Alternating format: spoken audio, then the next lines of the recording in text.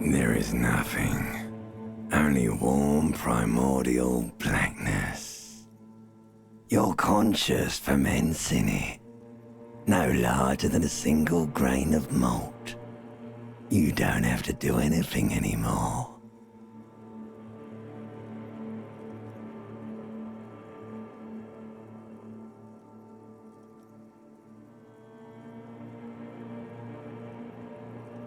Ever. Never, ever.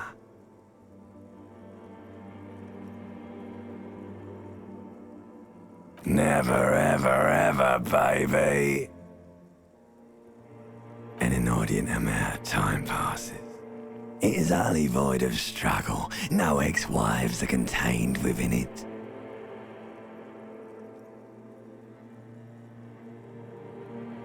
Yes, it is. You got it, sweet brother. Nothing upon nothing upon nothing.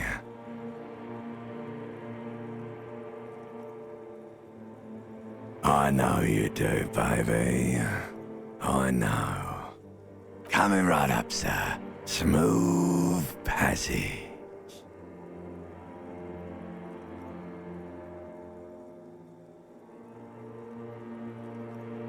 Alright, nothing town to fuck all borough.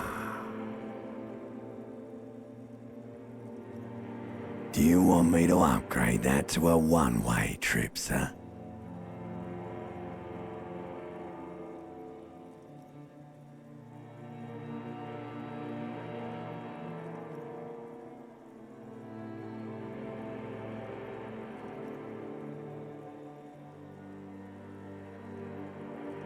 The song of death is sweet and endless. But what is this? Somewhere in the sore, bloated man meet around you. Like a fly to the ointment, your conscience sticks to it. The limbed and headed machine of pain and undignified suffering is firing up again. It wants to walk the desert. Hurting, longing, dancing to disco music.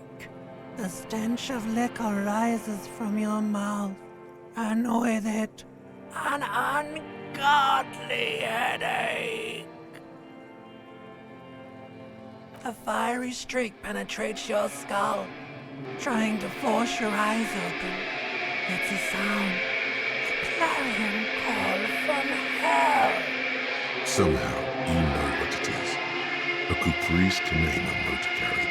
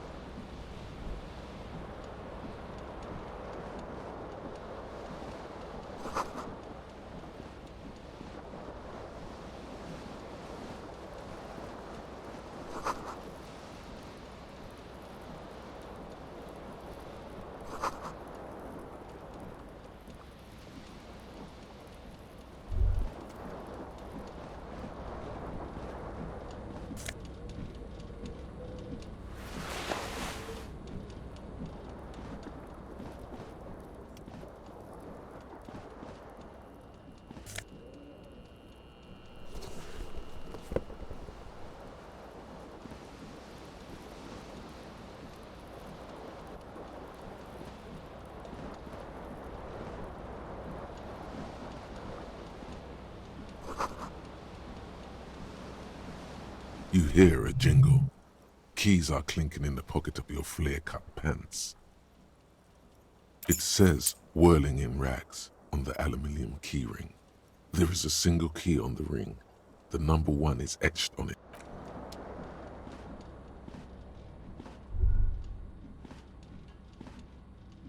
A mirror hangs above a bent and broken sink. In a fierce discharge of masculine energy, someone has ripped half the faucet off. Hot water sprays from the base and steam covers the mirror. You cannot see yourself, just that suddenly you realize you have no memory of the face that awaits you there, underneath the soft vapor.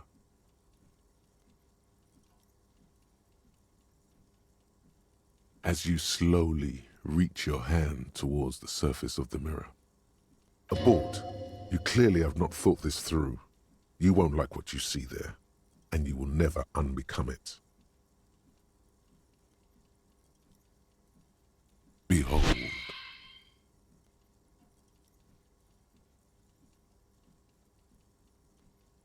You have no idea who this thing is, do you?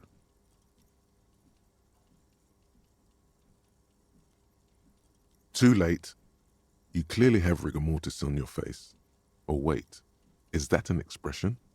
Are you trying to make an expression with that face? Why?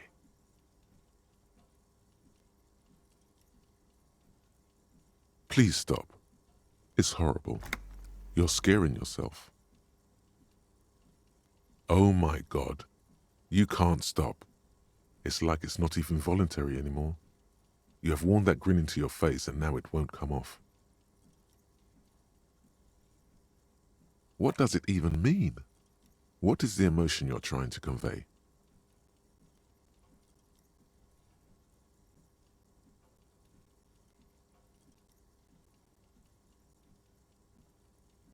Please promise yourself you are not going to try it on any of the ladies, whatever happens.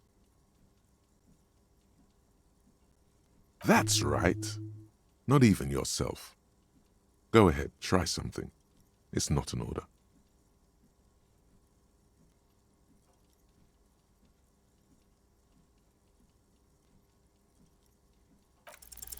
Like the rest of you, it comes from a bad place somewhere in the past.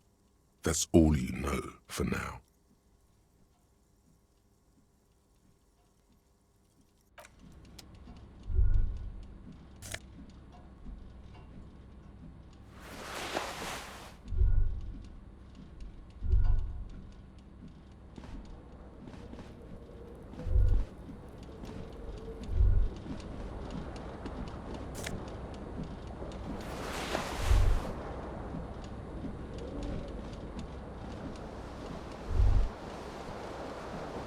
The window stands broken in its frame.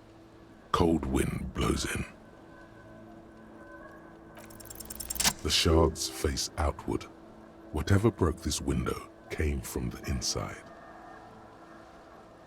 A fine web of scarring covers the back of your right hand, but none of it is more likely a projectile than a held object. There are no fragments on the floor from pulling a tool back in after impact. It is too large for a bullet, yet too small for a piece of furniture. You're looking for something heavy and larger than your fist. The single green shoe you found fits the hole almost as well as your foot. It would have also been heavy enough if thrown with force. Congratulations, you smashed the window with your own shoe. Now you only have one. If you're lucky, you could still find the other one on the balcony outside. The door to it should be outside your room.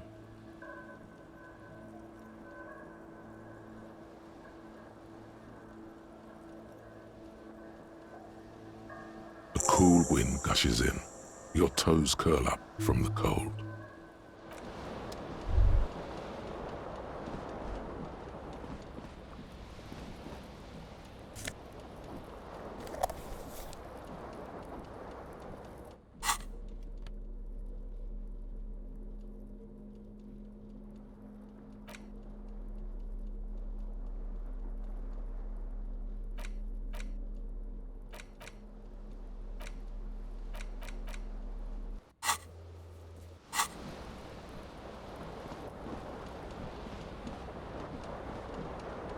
This fan has two chain pull switches.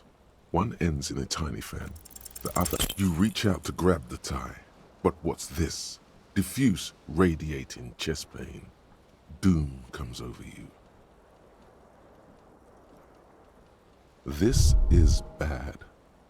Feels like sharp stones grinding in your chest and keeping you from moving. For quite a long, still ongoing. Now is a good time to start worrying. Finally, the pressure recedes. You find yourself covered in cold sweat and trying not to move, hoping it will keep you from dying. The blades come squeaking to a halt. It should be easier to reach the tie now. You swoop up and catch the tie. Snap! It's released from the blade. What you have in your hand is a truly hideous necktie with 4 or 5 different patterns. The knot reminds you of a noose. A terrible mistake. Turn the lights off immediately. You can practically feel the photons burning a hole in your brain.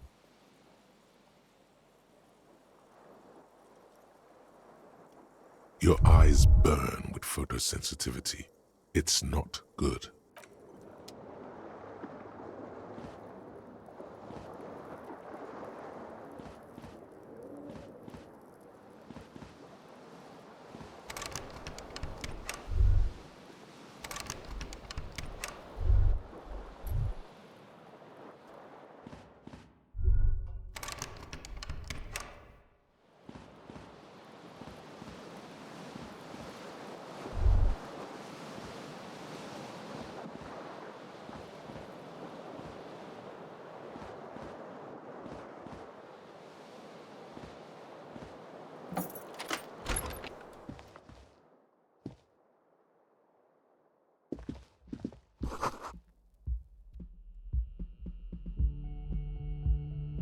Hello, officer. The young woman raises a cigarette to her lips.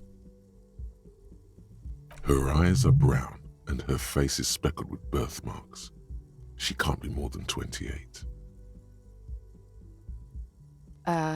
No.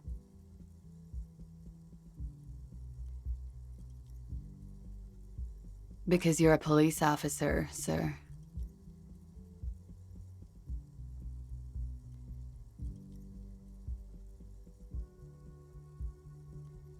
Okay, cool. I won't.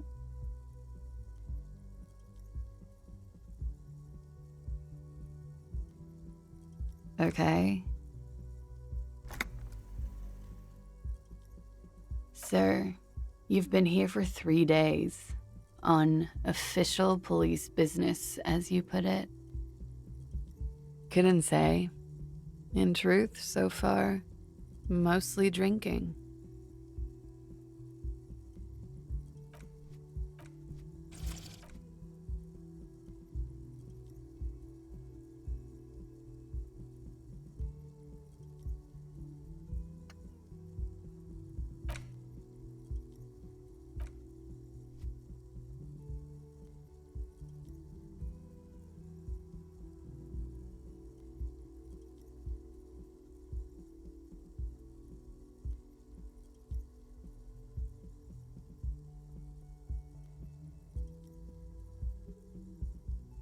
Of course. Be careful, officer. They don't like the police around here. Something stirs in you as she's about to go. Call it an instinct, a need. The need to ask questions. It's like you said the words 1,000,000 times before. She looks back at you, a light glinting off her eyes. Yes. The dock workers are pretty cocky. They think they're police enough. At least here on the coast. I can't say about the rest of the city. You're in a hostel, sir. We are in Revachol. Revachol is the disgraced former capital of the world, divided into zones of control under. Yeah? Those words tell me something else. Feel like something you've said innumerable times before. Your mouth is the very shape of them. There was the usual ruckus. Loud disco music. I couldn't say. It's impossible to hear people speaking from over here.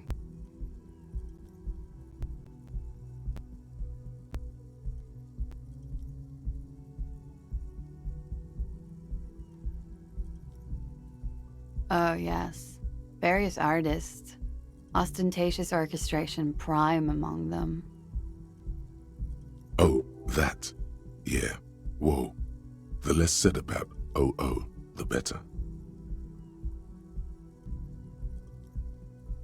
OO were huge where I come from. I was very young then, of course, like 7. Life gets hard, but we go on. I don't know about that. At around 2 o'clock, the disco stopped, and there was a slow, sad song started playing, like organ music on repeat. That went on for quite a while. Some of the time, you were yelling along to it.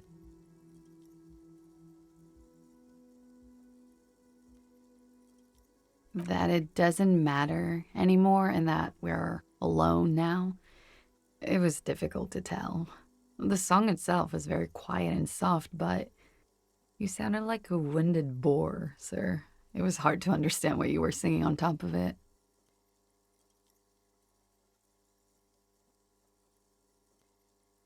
Then you started screaming and trashed the place.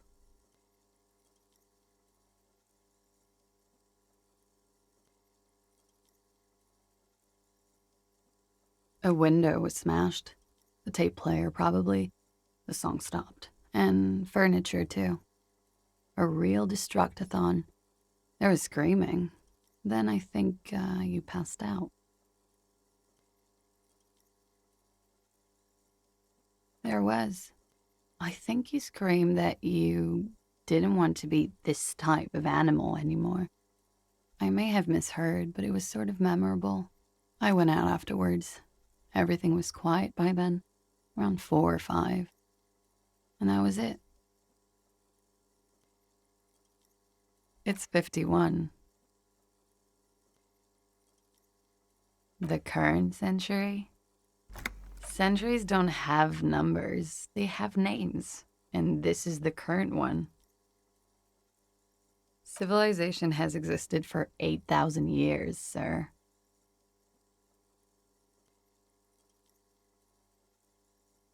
You're right. There is nothing funny about civilization.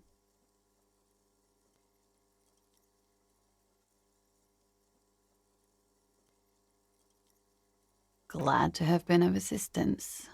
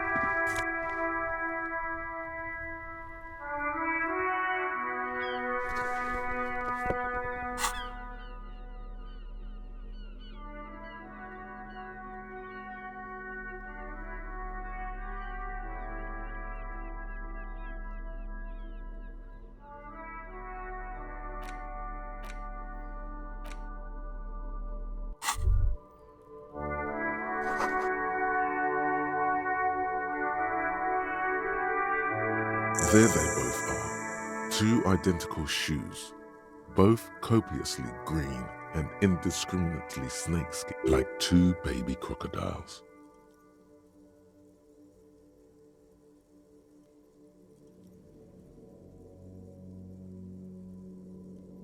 It's pretty clear a normal cop is not what you are. Good, they're balanced, comfy, Feels like the only good thing about you right now, truth be told.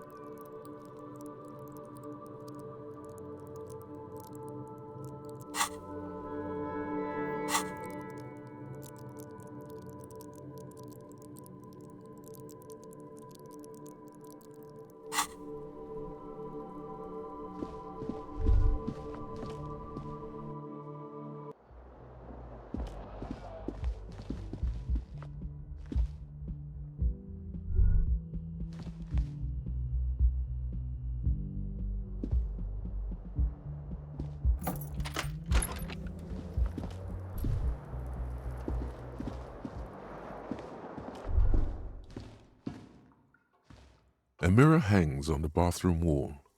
In it, your face, adorned with the expression. Like the rest of you, it comes from a bad place somewhere in the past. That's all you know for now.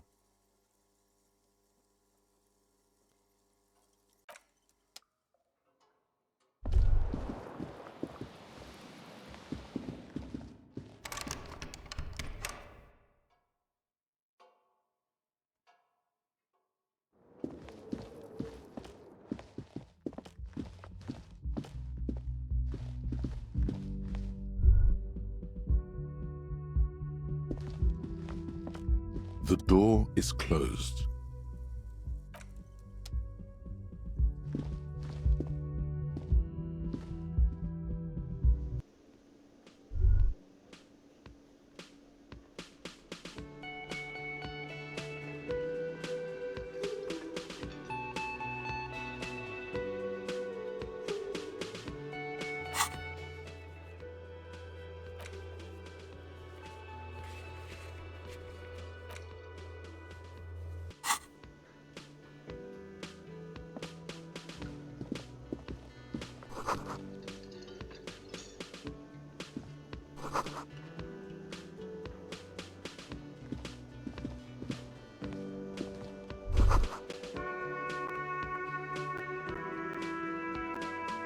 You should totally sing karaoke here, the first chance you get. Your emotions need to be expressed. People need to know your vast, oceanic soul.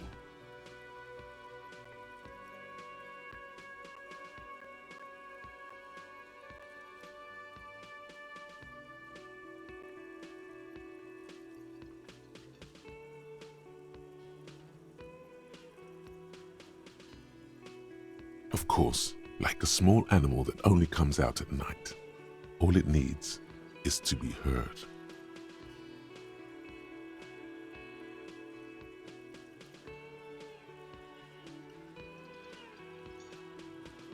Through a PA system.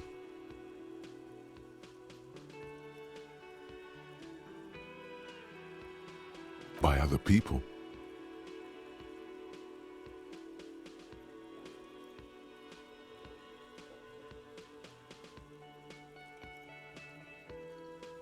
You should sing the sad small church song from that tape you found. Thought it was obvious. Serves them right. Wipe that smirk off their face with your sad, tragic song. Who's laughing now? No one.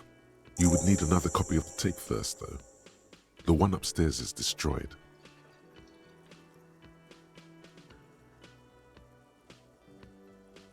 Who is mistakenly identified as a cop for his prominent jawline?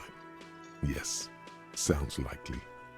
You should probably go on stage and pose for a moment when you're done with this thought. See if it works.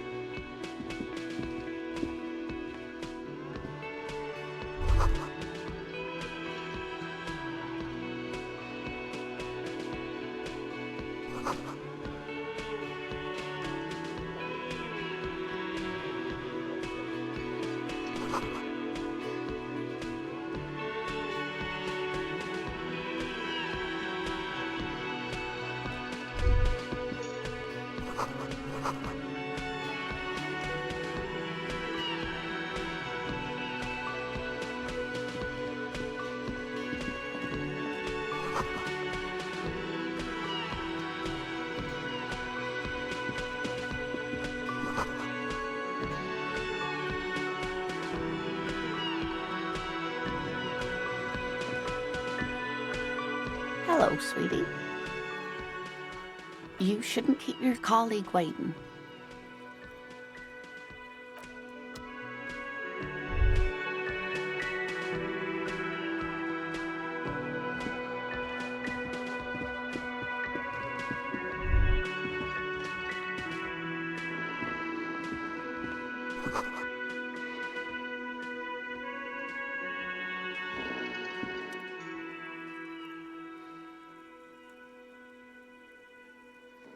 On the counter, rolled out of his open hand, you see a blister pack of headache medicine.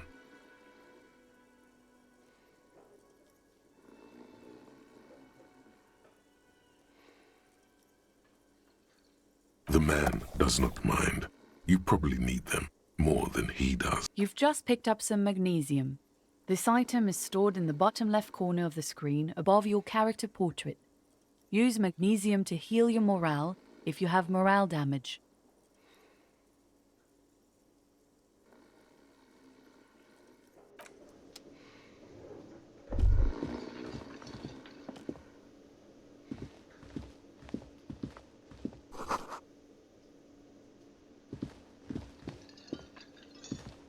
A man in his late 20s stands behind the counter, inspecting a stuffed seabird. As you approach, he gives you a sideways glance, then looks down again. That was disdain in his eyes. Even now he is purposely ignoring you. Looks like he's not a fan.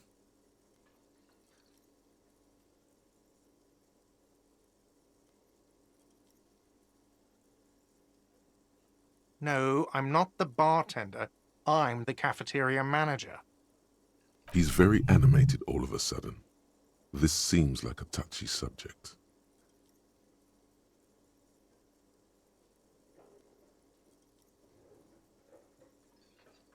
I have 3 cafeterias to manage. 3. Sylvie tends the bar here, not me.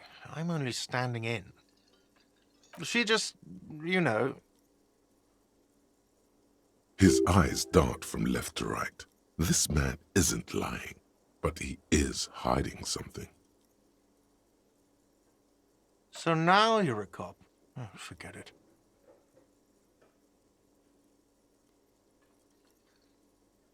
Oh no, you're a hero. A real hero cop. Could the massive property damage upstairs have anything to do with this? Am I? Or did you ride in, take the body down, solve the murder, and not trash my hostel room?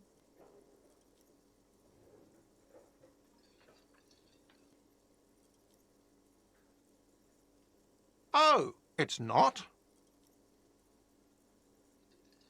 You're right. It's not.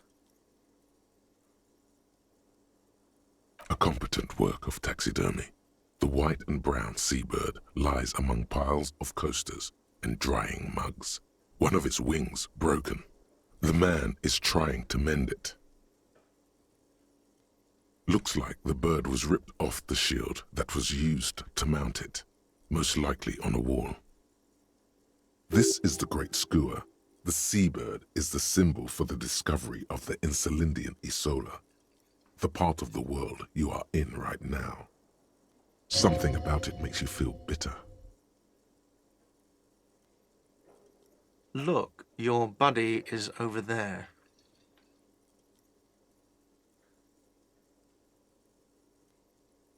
Why don't you go and talk to him, okay? He pretends not to hear you, concentrating on the bird instead.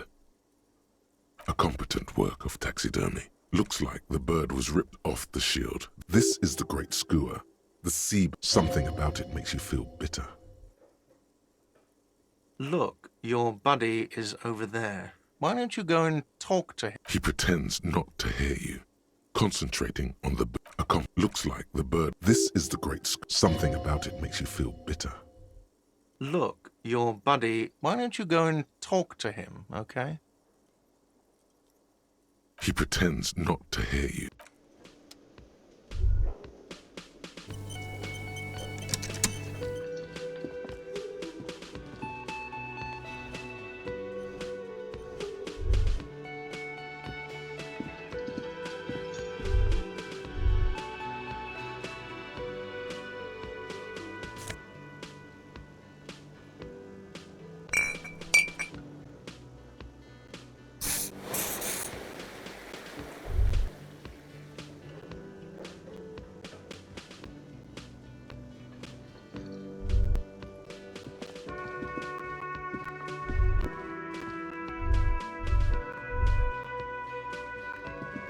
A bespectacled man in an orange bomber jacket is tapping his foot on the floor.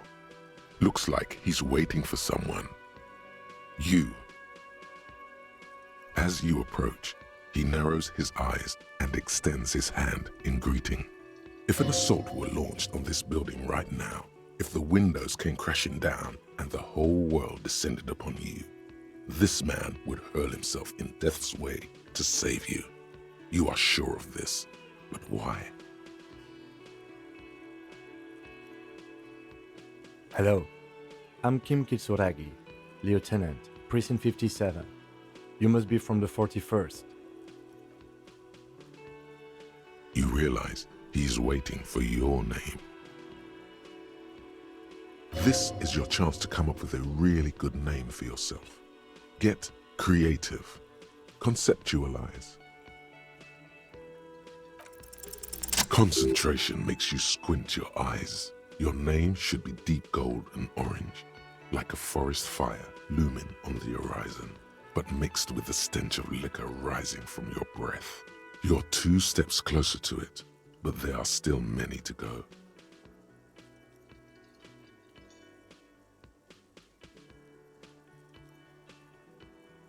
Okay then.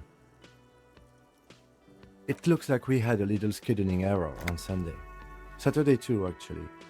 Have you had time to talk to... What he means is, he has been trying to meet up with you for 2 days, but you have been otherwise occupied. Then we should ask him for a rundown of the area. Get me up to speed. I understand the scene is out back, right? It also wouldn't hurt to assure him the police are finally here. In full force, I mean. Have you mapped out the initial interviews? At the 57th, we like to prepare an initial list of persons of interest, and then just skim the surface.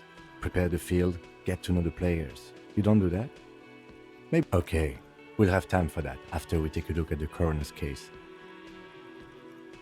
Have you removed the dead body from the tree?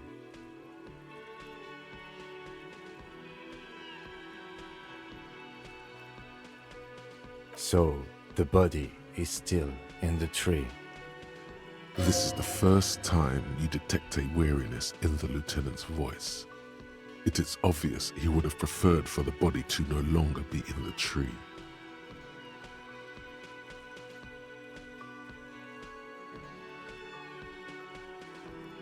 Where it has been hanging for 7 days straight. We should go there as soon as we are done talking to the owner.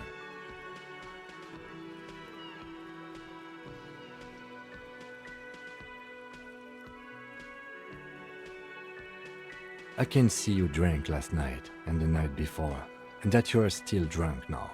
But I have seen officers go through worse. Much worse. If you need something for your headache, there is a general store nearby. But as I said, the dead body should be our #1 concern.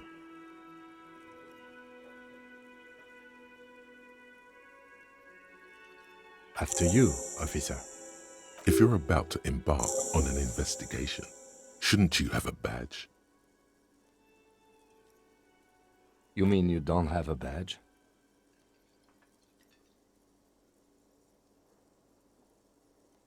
Losing your identification card is a serious matter. My vehicle has a shortwave. You can use it to report your badge missing. I advise you to try to locate it as quickly as possible, but getting the body down should still take precedence. Lieutenant Kitsuragi is now in your party. You can talk to him whenever by interacting.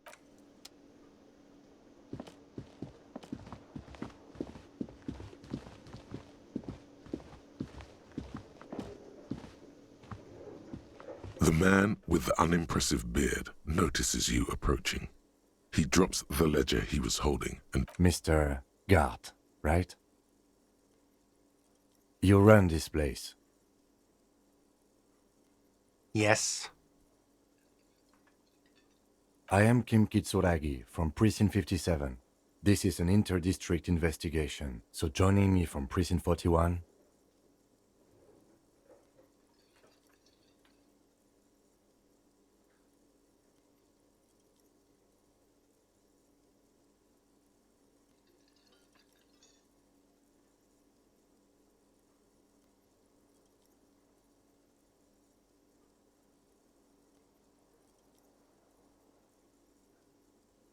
What?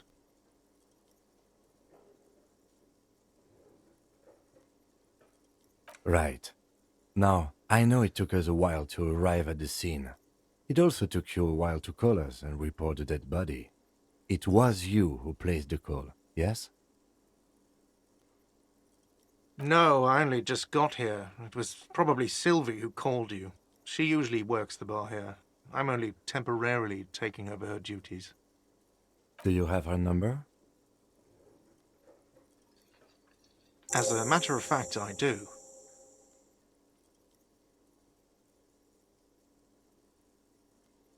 You said you just got here.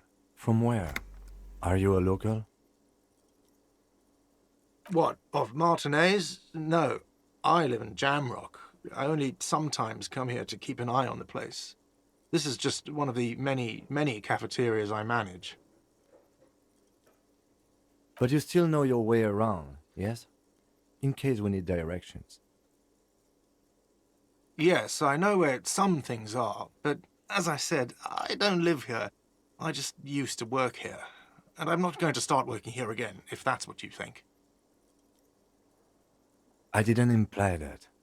Detective, He probably means this is where you step in and ask your questions.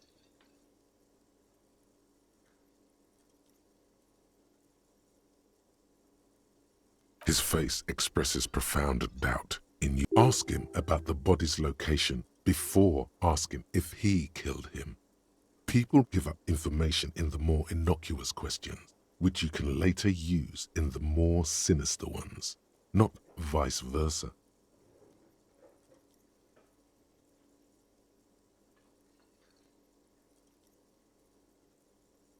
Behind this building, there's a courtyard. They hoisted him up on a tree there. That's easy. See that door there? First you exit through that. Then, to your right, you should see a big hole in the fence. A really big one.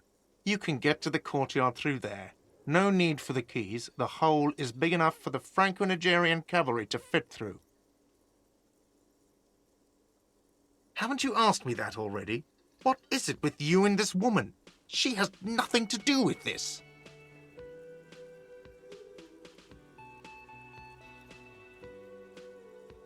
Okay, you got me. She went away because of the dead body out back. And because I asked for her number. That's why Sylvie went away. I hope you appreciate that. thank you.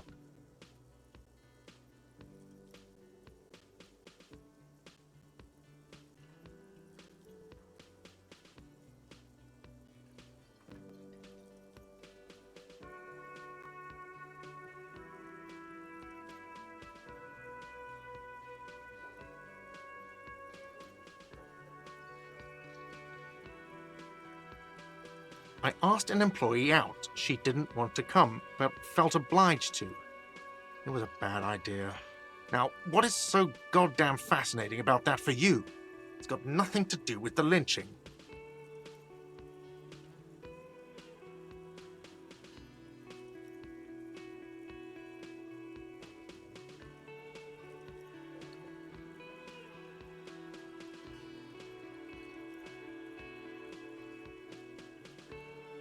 Good for you.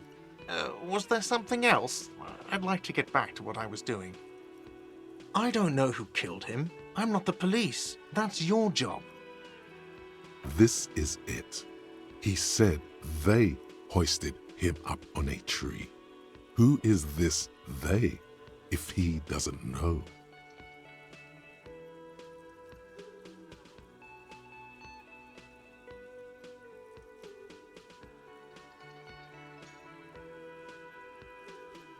What are you, crazy? Of course I didn't kill him.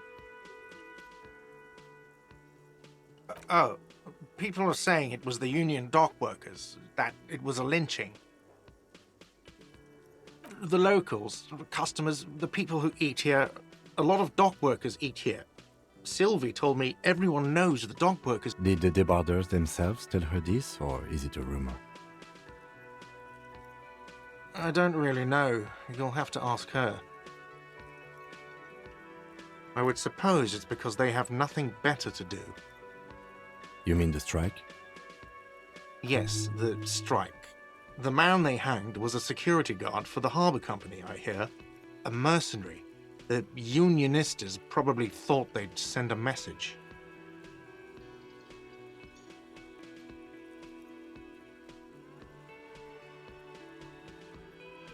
The lieutenant turns the page in the little notebook he's been scribbling in.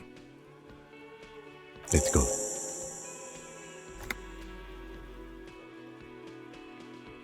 Not so fast.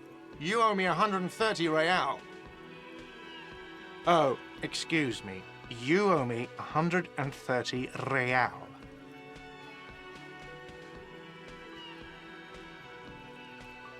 The IIR, or Inter-Isolary Real, is the global reserve currency.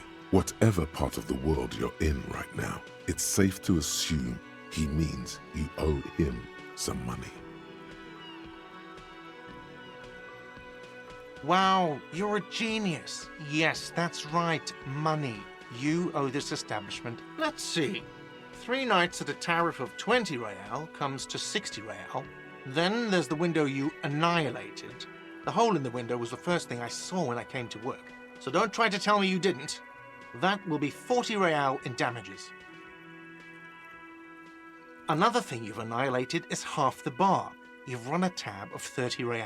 Actually more, but we'll round it down to 30 for your hard work maintaining the stability and order of Revachol. That's 60 plus what are you, a philosopher?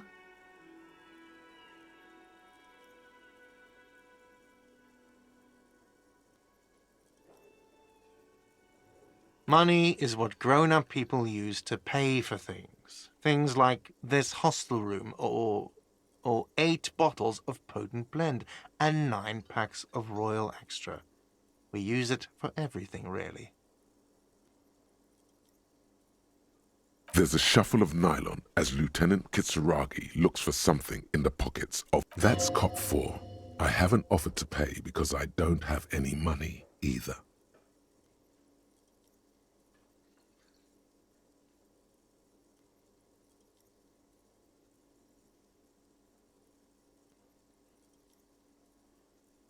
I'm sorry, but he has to pay.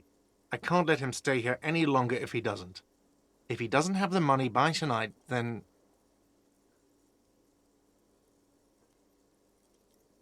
Officer, maybe you're better off working this from home for now. You live in Jamrock, right? It's not that far away.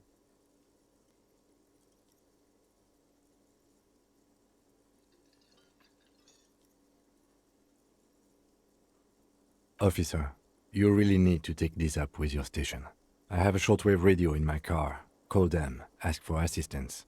We have to get this investigation started now.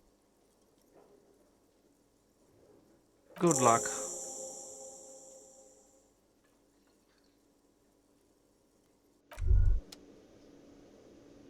By the way, where is home? The address is coming up blank, and this place sure isn't it.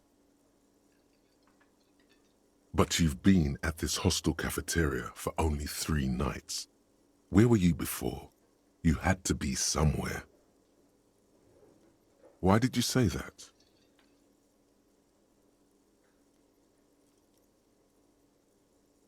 No. But isn't that an expression, not a place? A saying, up on Marvel Hill, a great high place, one that is impossible to climb back to. That doesn't sound like somewhere you can stay if you run out of money.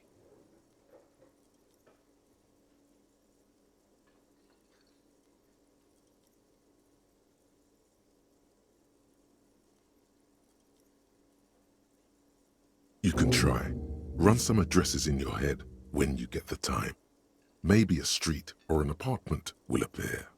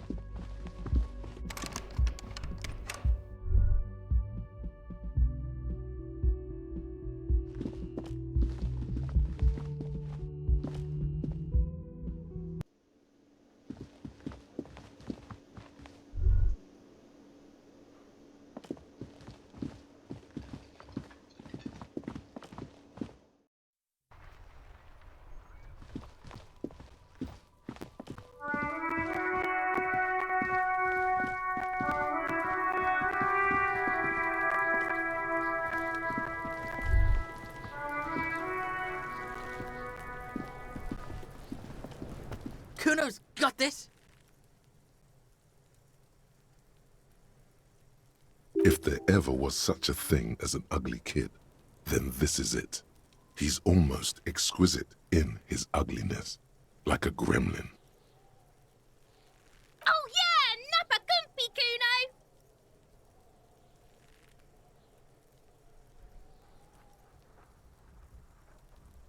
Can't talk, pig. Shit's coming up strong. Throwing rocks. Shit coming up strong. That sounds good. Joyous. You should hang out with this kid and see what that juicy shit is all about. I mean drugs. The kid's on drugs. Yeah, Kuno! Ride the lightning, Kuno! Kuno's riding it, see? The rake, Kuno! You should throw the rake at him, Kuno! The fuck does Kuno know what a rake is? Kuno's not a gardener.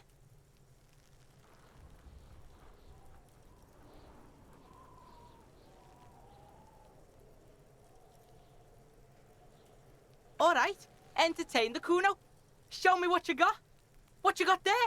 What you got, huh? Show me what you got. Right, pig. This is where Kuno plays with his little wooden choo-choo. Fuck do you want with it? Yeah, whatever. Kuno doesn't give a shit. Kuno's Kuno, pig. It's always Kuno, never I. Clearly the kid's using the third-person perspective as a shield. Kuno doesn't do that smart shit. Don't throw that book shit at Kuno. Kuno knows you're lying. Trying to get Kuno hooked on the book.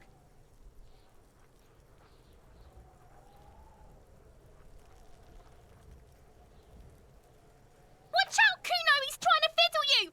He's gonna put his hands on you! Help! Pig's got Kuno! Help! Rape! Help! He's got the Kuno, help!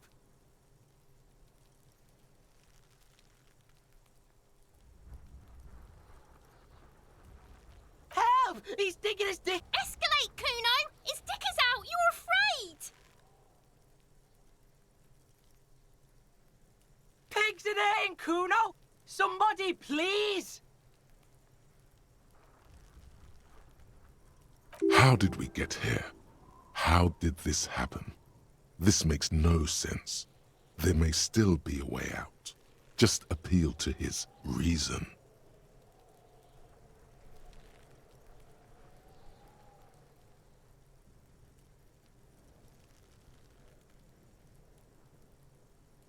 No one? Kuno's doing this because he likes it, pig. This is where Kuno establishes dominance over you.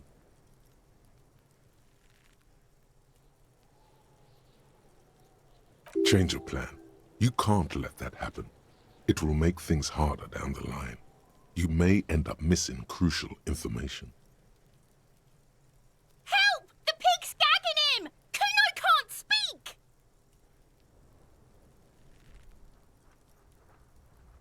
Fucking logical. Help! The logical pig is fiddling Kuno. No! The nearly psychopathic way they can slip in and out of the act implies you're not the first victim.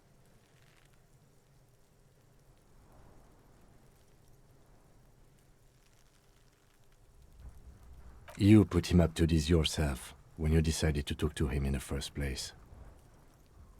Listen to your friend.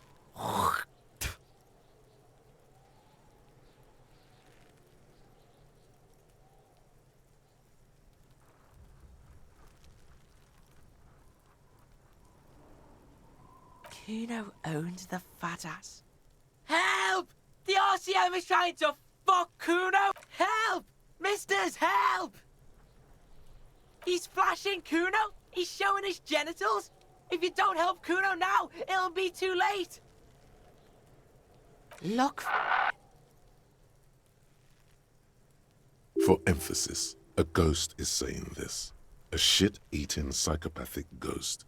I know you wanted to hit me. You got that, I'm gonna fuck that Kuno up look that Kuno's dad gets. The murder look. The rage look. Relax. He can't read your mind. He doesn't know you were thinking that.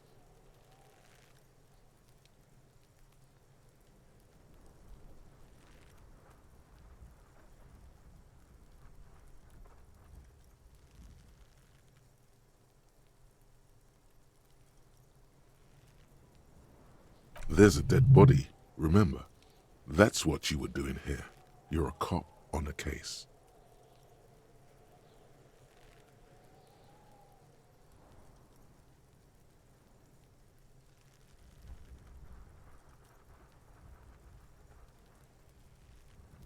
It's good you said that. Here it is. Here we go. Kuno likes this.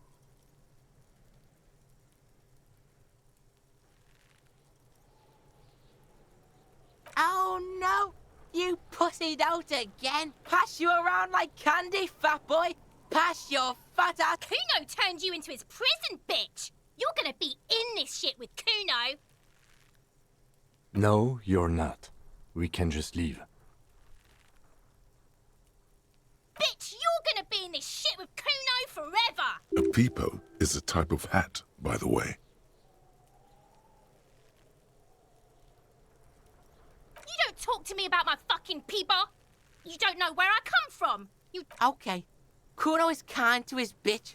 Ask your questions, but remember, this changes shit. Click, click, click, click! Shitload pig. What's your question?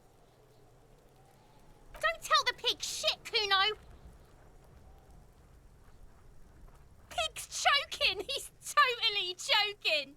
If I were to want to waste my time, which I do not, I would ask them who he is, how he got there, and the usual. The usual being, have you seen anything out of the ordinary? Or have you seen anything suspicious? Kuno's fuck imp. Kuno uses the fuck imp for target practice. He's trying to hide the fact that he doesn't know. Kuno knows what you meant. Kuno's not a snitch, that's all. Trying to make Kuno sing into the popo phone.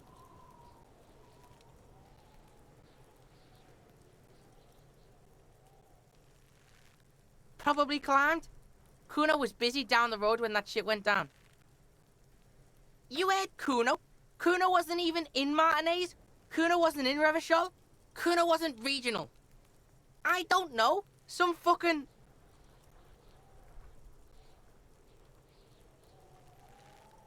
Mesk or I don't know. Some other place.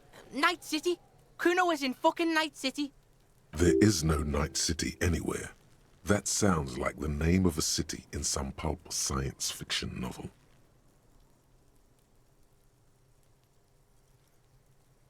Kuno gives this info out on a need-to-know basis, and you don't need to know.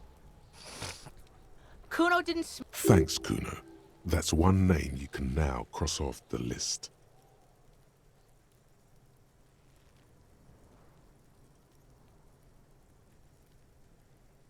Just a couple of pigs sniffing around in the dirt. That seems pretty fucking suspicious to Kuno. Yeah, you tell the faggot... Looks like you're a fagari now, whatever that means.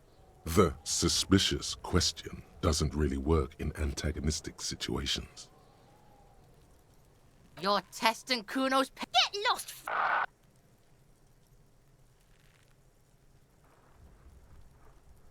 The fuck about it? You're Get lost, Yeah? The king... Yeah, whatever. Kuno doesn't give a shit.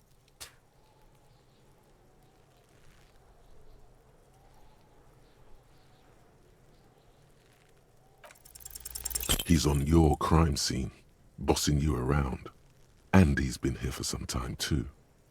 This is where he hangs out. You have to get more out of him. He could be useful.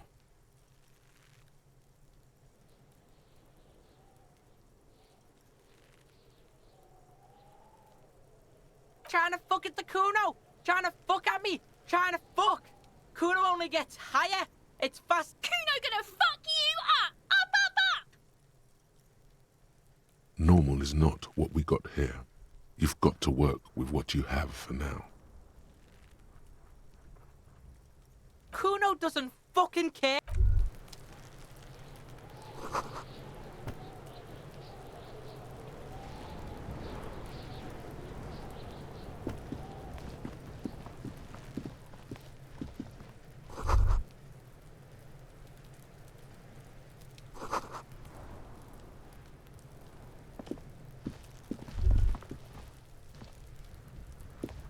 Kuno, the pig's getting pretty close to me. Come to snuff my shit. Looks like it's time for me to go, Kuno. Pig's come to take me in.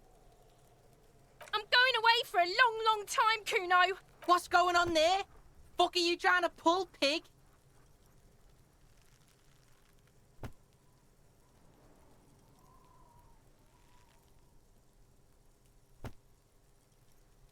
I come from the woods, good Davidu. You don't want to go there with me. You don't want to see what I've seen. Don't be traumatizing here. Get the... I'll die before I squeal, pig. Murder was the case they gave. I'll die before I squeal. What's this kid shit? Get the fuck out of here, face. You got... I'll die before You don't want to fuck with me. You can still see the top of her hat from behind the fence.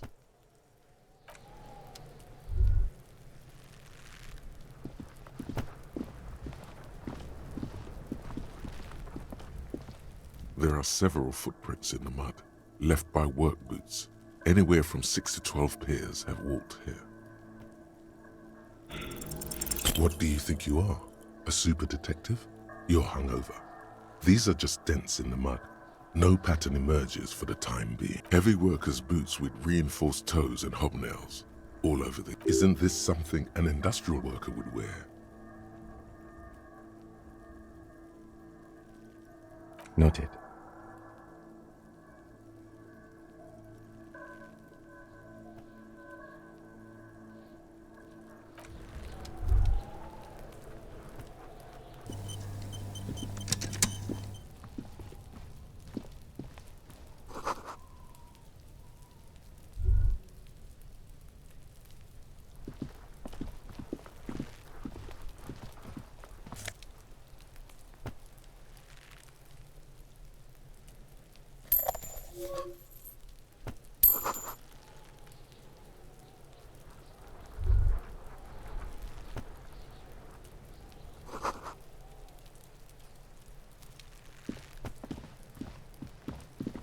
There are several footprints in the mud, left by work boots. Anywhere from 6 to 12 pairs. Noted.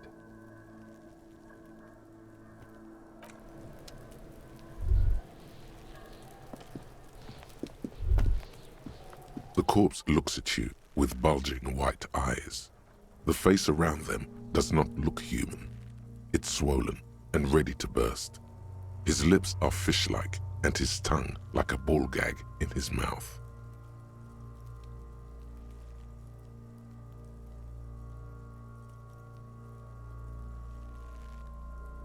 You seem to be holding your breath. A cargo belt twists his neck at an unnatural angle. The body below appears stiff. It's letting out an ungodly rot.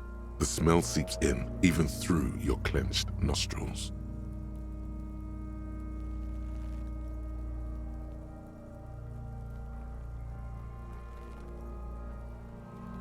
Active decay. It's okay to throw up, officer. No one is judging. He's about to blow. Cop's gonna blow, Kuno.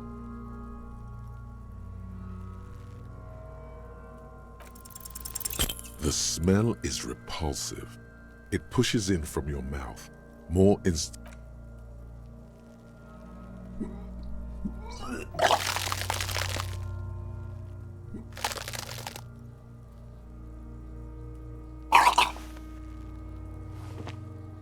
Too late. It's impossible to keep in. Your body curls and pushes it out, burst by burst.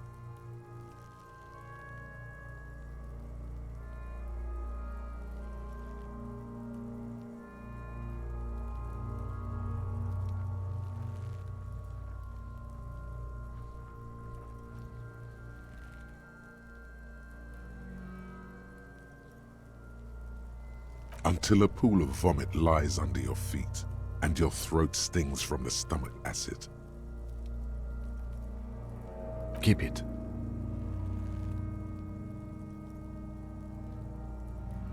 The hangover is clearly making this worse for you. You could use some ammonia to clear your head. There is Frit nearby, east of the hostel. They usually have a small apothecary. If they don't...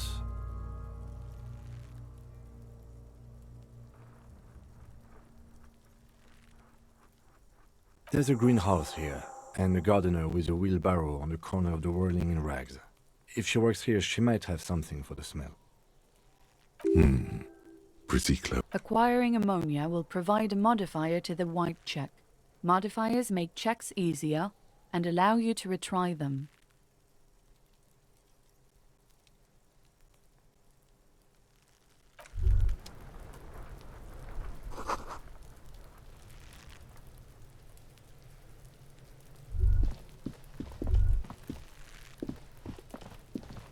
There, he still is.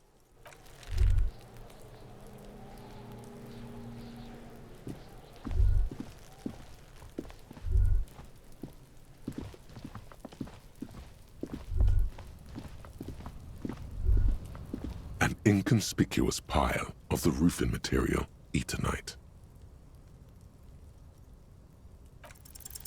Because it's nice and orderly, well-laid pallets, easy on the eyes.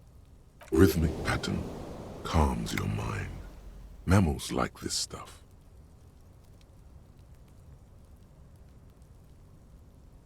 No, there's more to this. You get this strange feeling. Hard to say. It's gone now. Feelings pass, you see. Especially the small ones. It's nothing. Someone just left some roofing material slanted against an old shack.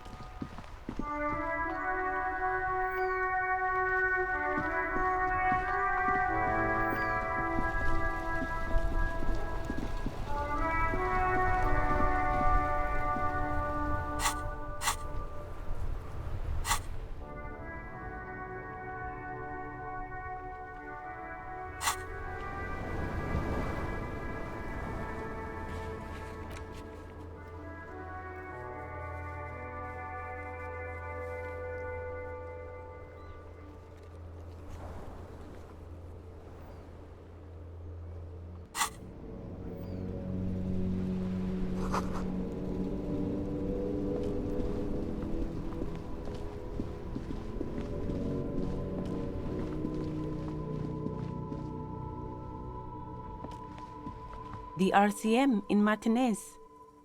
What can I help you with? We don't see a lot of police around here, that's all. Of course. What can I help you with? Of course. Where to? What do you mean? Yes, sir. District of Martinez. He knows where we are. He just wants directions. There's the pier, the Cape Side apartment buildings, some more tenements. Not a lot, really.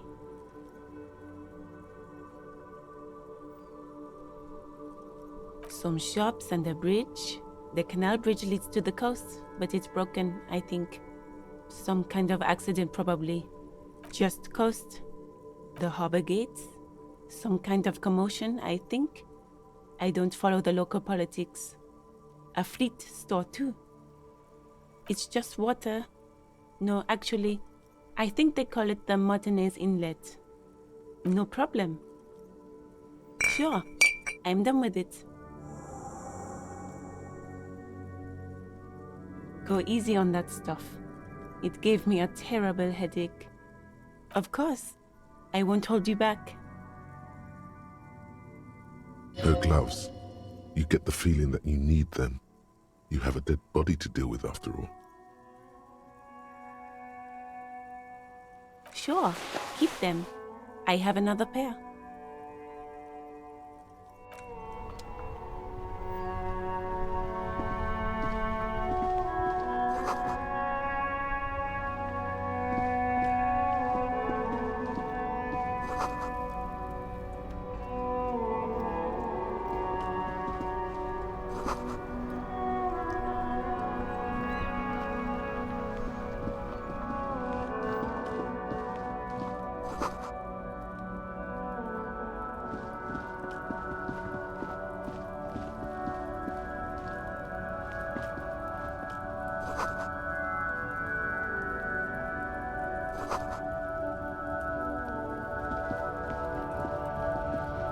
Welcome to Revachol.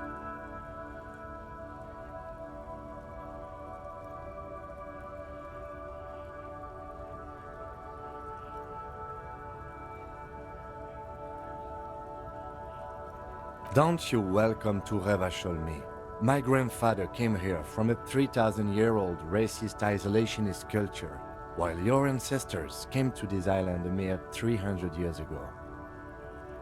Every school of thought and government has failed in the city, but I love it nonetheless. It belongs to me as much as it belongs to you. It's men like you who keep Revachol divided, making it that much harder for everyone to climb. What he means is, fixation on the Revacholian nation makes it harder for Revachol to actually attain self-determination.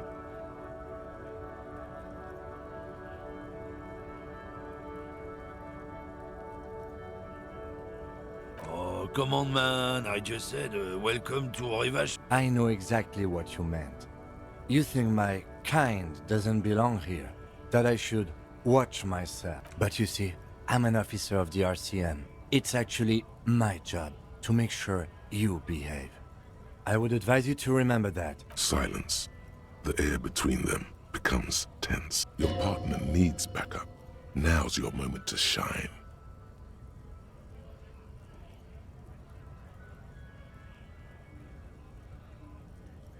Whatever you say, officers.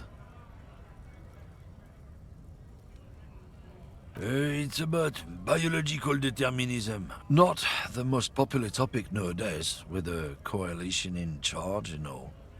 You might want to change the topic. That is, bury your head under the sand like common sheep.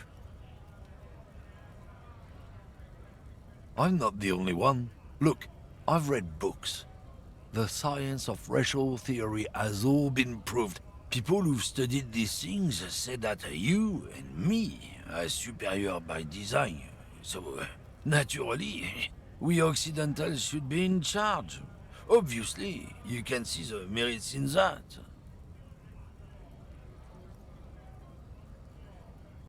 So, lately we Occidentals have experienced an unfortunate downturn when members of the superior race cease to believe in their innate superiority. This concerns you, policemen, so you better be vigilant. The damn kips are showing up good lately. Same with the mosquitoes. Cultural victory? What is this then? It's what the kips of Boogie Street are going for, right under our noses. And the others too, on the radio.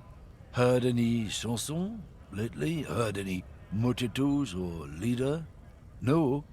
Dominating culture is how they plan to win. They say so themselves. It's true. Also, you need to realize the dangers of mixing races. Who knows what might happen if people don't stay in their birthplace? You might end up with a new sub-race. Go right ahead. You may be a cop, but that won't help you avoid the Lieutenant Kitsuragi's stern expression remains unchanged. But you sense not a lot of moral fiber on this one yet, he thinks, wriggled out of it.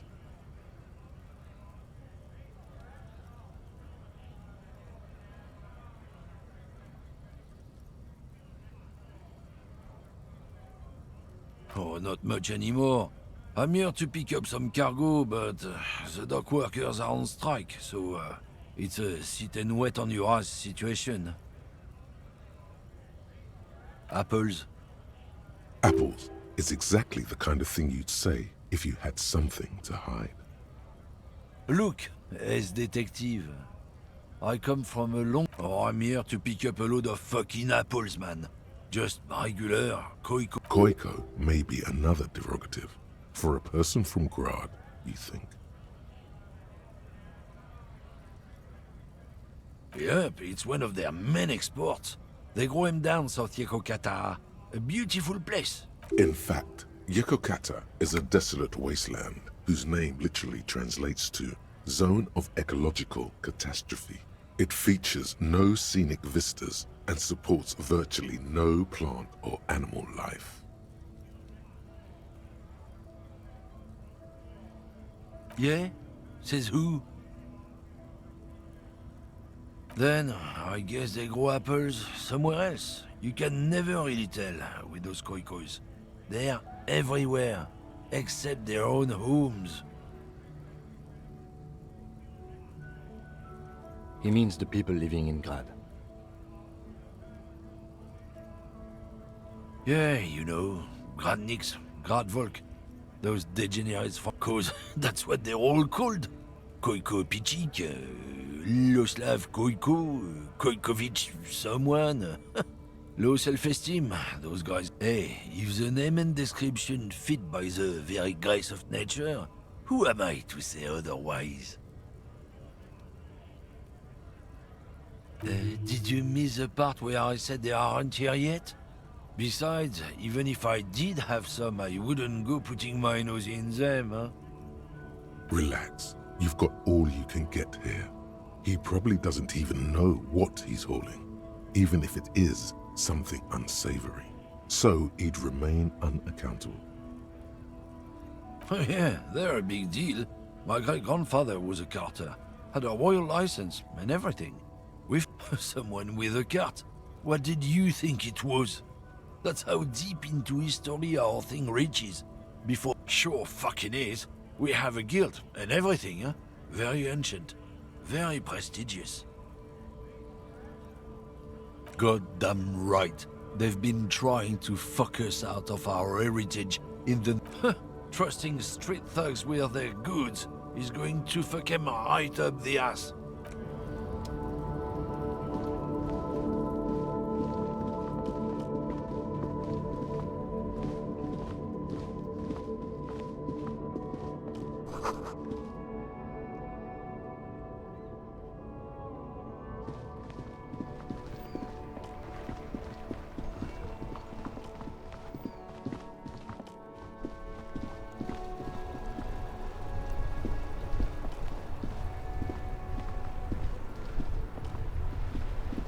Before you stands a motor carriage. The bodywork is covered in blue and white. Vapor emanates. This must be the infernal machine that tore you from oblivion. The Caprice Kinema motor carriage. In the cabin, you are welcomed by a set of steering levers, a radio microphone on a hook, a pull-out toolbox under the seat, and the soft glow of the fuel preheater gauge. The frequency tableau lights up, and a green button labeled Prime Line glows like the soft purr of electrical kittens. Radio waves cast far and wide over the metropolis. A woman's voice greets you through the static. This is Precinct 57. Hello, Lieutenant. How may I assist you? Hello, Alice. Please assist our colleague from the 41st precinct here. I'm putting him on. Operating the radio is easy. Just be confident.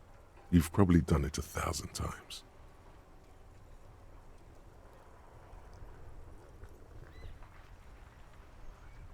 This is Officer Alice Demetri, Precinct 57. How may I assist you?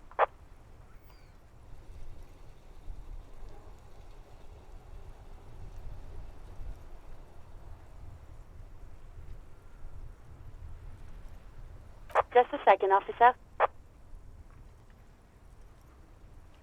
10-2, 10-5. This is 41st. Come in. Over. A scrawny old man sits in a dusty cubicle, smoking, with a large white rectangle sewn on his vest. In front of him is a box-shaped apparatus with an array of wires and antennas. The man uses relay code. You got this. You're a cop, and cops know relay code.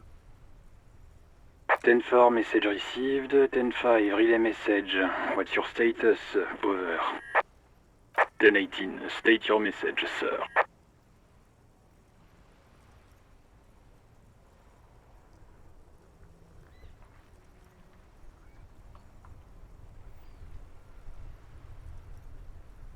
Ten-9, over. 10-4, message received.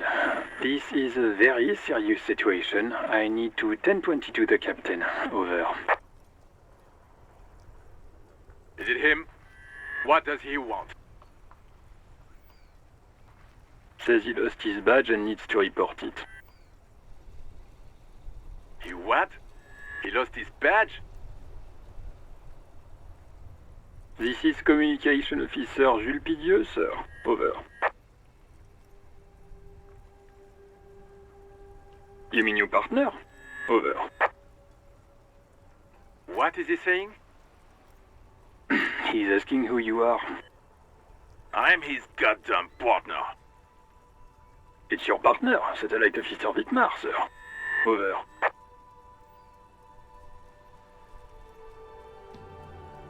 Did he lose his memory along with his fucking badge? Who lost his badge? Dick fucking Mullen. Who do you think? It's Officer Dick Mullen from the bestseller Dick Mullen and the Lost Identity. Dick Mullen is not your name. It's the name of a fictional detective who would not lose his badge. Defend yourself. Immediately. They're laughing at you.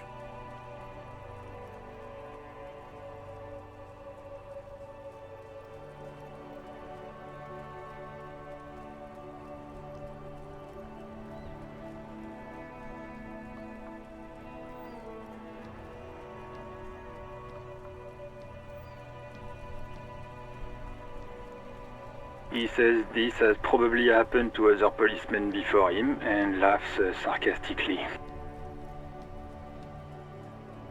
Oh goddamn it! Is he fucking kidding? The whole station's gonna be dicked for this. Satellite Officer Vitmar is wondering if you might be joking and adds that this tarnishes the reputation of the entire station. Over. Mullen dicked us. 10-4, I hear you, officer. I'm just going to make a note here that you are in pursuit of your misplaced badge. Over.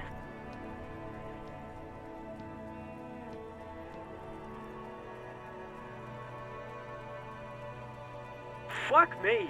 Mac, come here. You've got to hear this. Dick Mullen lost his badge. What's going on?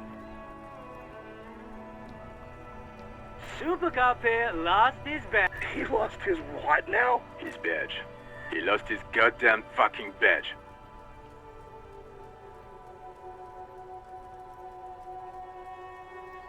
Ten-9, come again. I didn't get that. Over. New heights even for Captain Soap. Ask him.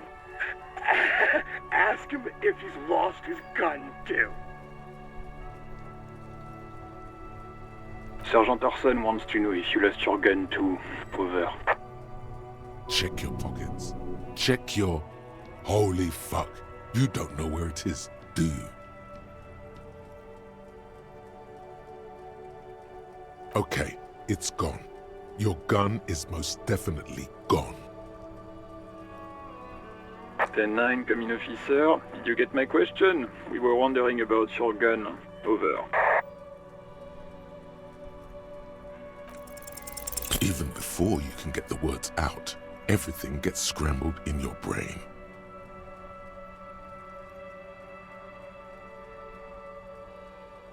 He says he didn't lose his gun.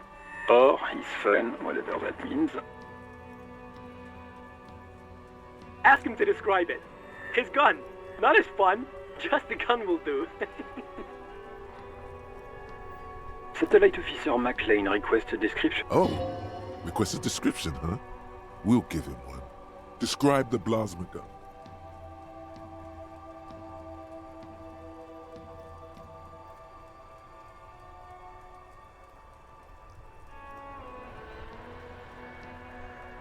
It's a single-shot kill A9. An armistice, to be precise.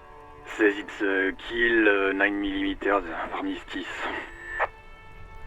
Armistice? What, is he a fucking... Clearly he doesn't have his Villiers anymore. Dear God, he lost his gun. Oh my, I can't. This isn't really a laughing matter. Mac can face a giant of Coco Nur by himself.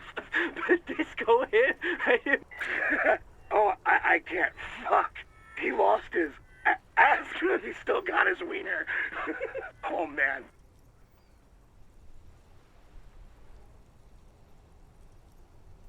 I'm not going to. Ask him. Sergeant Orson here is wondering if you are still in possession of your genitalia. Over.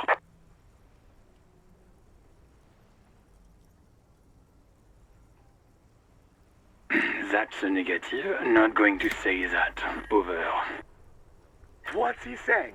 Share with the class. He said he sodomized your mother. The prick ate Mama's vanilla waffles at the captain's birthday party. Some nerve he's got. Sure her vanilla waffles were the only thing he ate?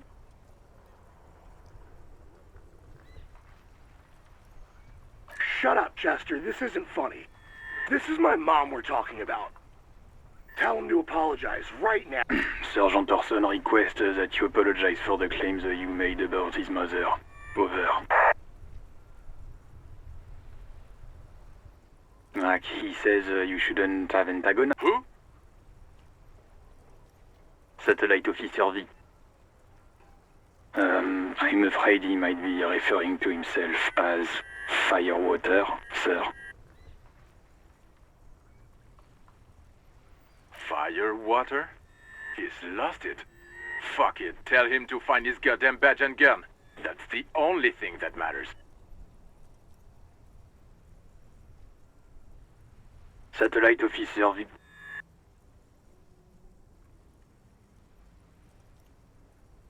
Ten-4, affirmative. Officer is in pursuit of his firearm. Oh, God,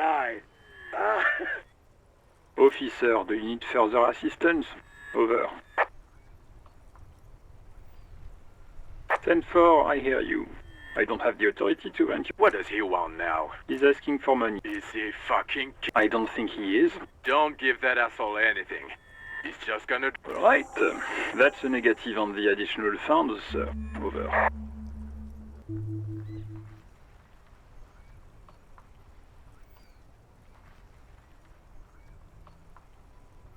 He says it's important to the case. He isn't getting a red cent. You can tell him that. Request denied, sir. Over. He says he's in trouble. Doesn't have a place to sleep. Well, I guess he'd better crack the case before sundown then. Vigmar said...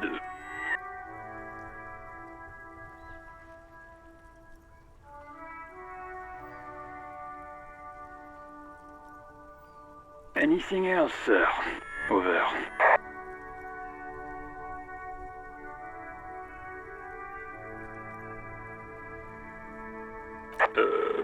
Okay, 10-4. Wait. Before you say anything stupid, think it through. You're going to be looking at a straitjacket if you tell everyone you lost your memory. Be smart about this. Ask if he's there alone.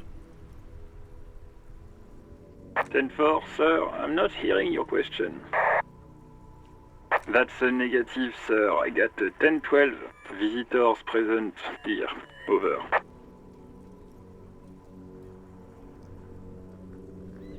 What? What is it?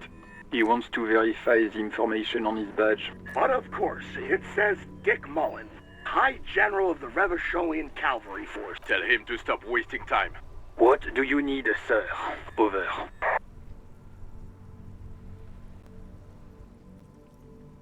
10-9, repeat message. I didn't get that, sir. Over. What? What is it? What? He seems intoxicated and keeps asking me to call him by his name. Mullins drunk and emotionally aggressive. That's new. Wrap it up. Don't indulge in his drunken antics.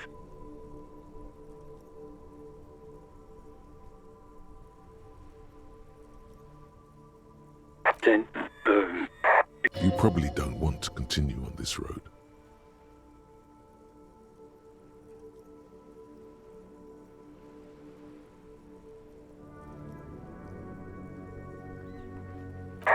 No, sir, I haven't. You're not really keen on mentioning your home life, so I've always assumed things weren't that good on that front. Over. 10-4, well, that... Does he actually want something, or is he hell-bent on disrupting all? He asked if he ever told me about his days before joining the RCN. For God's sake, cut this shit out! Tell him to stop wasting time and be a goddamn policeman. Sir, Satellite Officer Vicmar says... So, was there anything else? 10-4. Hold up, Jules. He doesn't fucking know where he lives. Seems like it, sir. No, fuck him. Don't tell him anything. You understand? He's been hellbound for the gutter. Let him have it. Sorry, sir. Anything more I can do for you? Over. Understood, sir. Over.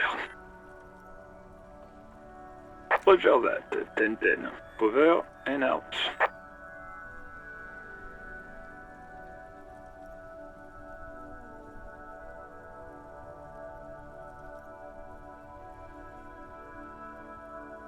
This is Precinct 57. How may I assist you?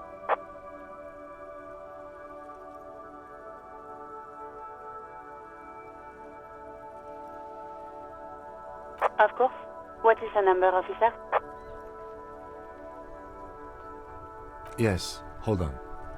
Her number is 005 1944 298. Received. Hold on, officer.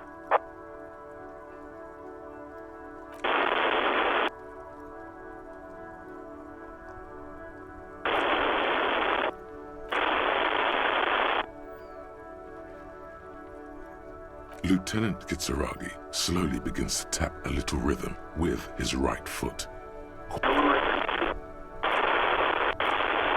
Officer, I have Sylvie Malaika on the line for you. Yes, hello?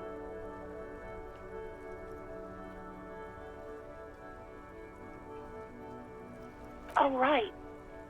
Hello, officer. What can I do for you? You mean, why did I leave the bar? Honestly, I'm not really comfortable discussing it with you, sir. Why not?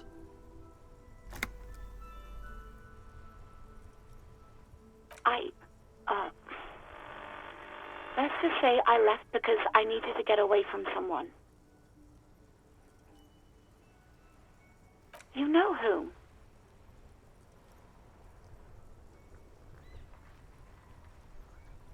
What? No, why would you even think that? Please, don't bring Gar into this. It's none of your business. I already said I don't want to talk about this. You're messing everything up again.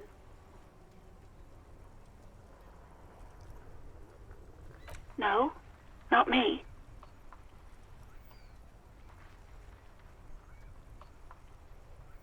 No, sorry. I don't. Not a lot of people have phones around here. Copper thieves take the wires. People don't have the money to have the cables put in again. They use the Union's phone, or the one on the coast. So the Union has a phone, and there's one further down the coast. Got it. It was someone else.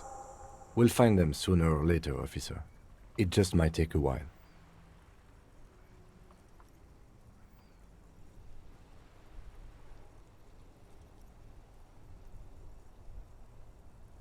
What? Of course it bothered me. But I thought the Union already knew about the corpse.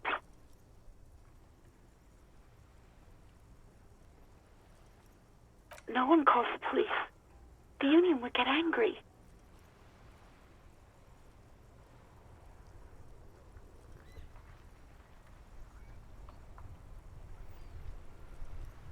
You know, what the Union says goes. People listen to them and they take care of their own, which is like everyone here.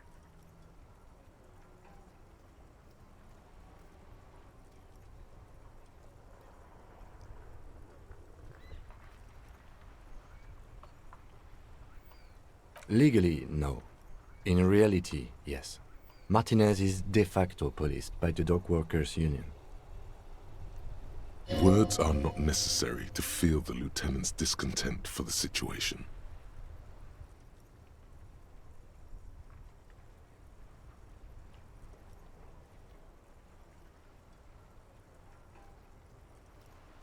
I don't know what to tell you, officer.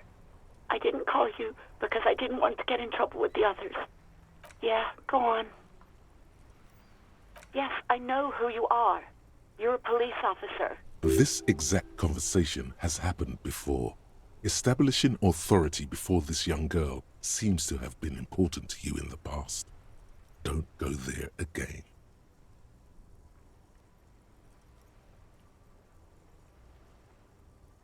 Oh. Real policemen have uniforms too, by the way. Where's yours?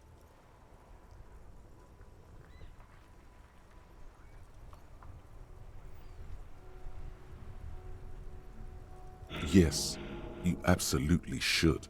It's awful that you lost it. It feels like you haven't worn yours in a long, long time. Uniform? I never saw you in any uniform. You had your things on.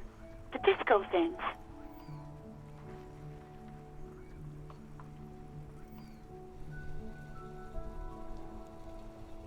Please, no. Not this again. Everyone saw your cool gun, detective.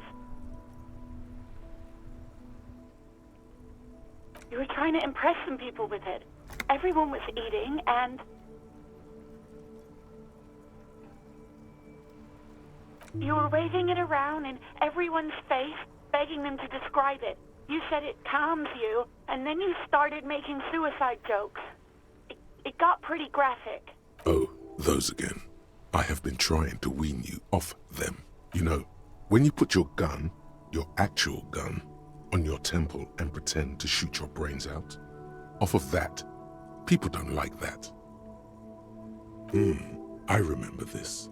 You were screaming things like, "My brains are all over the wall," painting them red.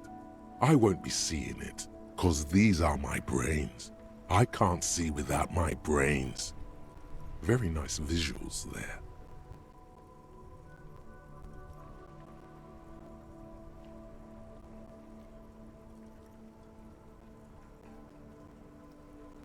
There is silence on the other end of the line. No idea. All I know is next you were waving around money instead, saying things like, "Big bucks cannot lie," and "Guns can't buy money, but money can always buy guns." It almost looked like you pawned it. But believe me, I did not ask.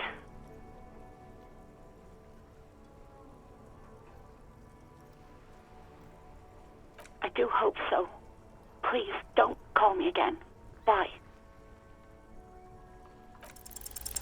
Yes, you have obviously done something to upset her at the Whirling in Rags when she was still working there. I'm not mad, it's just... You were so drunk and so emotional all the time, and then the skua thing happened. It just made me want to quit. The stuffed bird, the great skua. You threw it against the wall while screaming, "Fuck that bird," and laughing like a maniac. I think you said it had been giving you shit ever since you got there.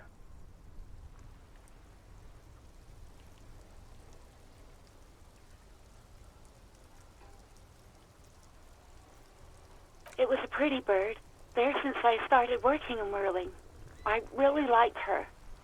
We call her Scotty. Yes, obviously. You were the worst client I've ever seen. And I have seen so many assholes in this place. I've had sailors fighting, union guys grabbing my ass, kids stealing booze. Once a guy was glued to the karaoke machine every night for 2 months. But you... Well, you were worse than all of them. Honestly, you were getting borderline aggressive. Even about little things like not turning down the volume at 3 a.m. I even liked one of those songs you kept listening to on repeat. No more. I hate it now.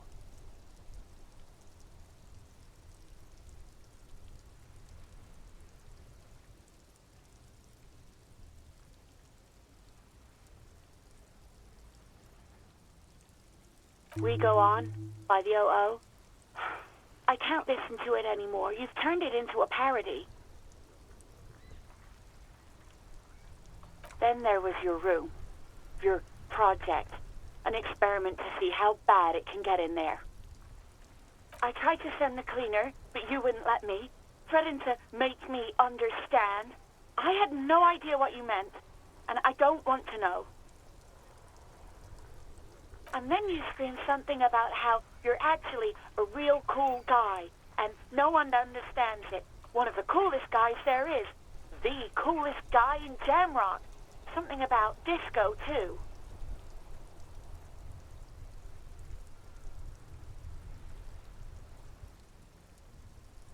And then I had to deal with your toilet. The one you clogged with police documents, causing water damage downstairs in the kitchen. I won't even mention you waving your gun around, harassing customers, threatening to sing karaoke, threatening to kill yourself. The ones I had to wrench out of your toilet. Damn it, I don't remember what I did to your damn papers. I don't remember every little thing I do. Especially when there's a hurricane loose. It's your fault for losing them, not mine. Something in you wants to immediately forget about this, as if there was a reason you threw them away. No, you really weren't. You were simply the worst.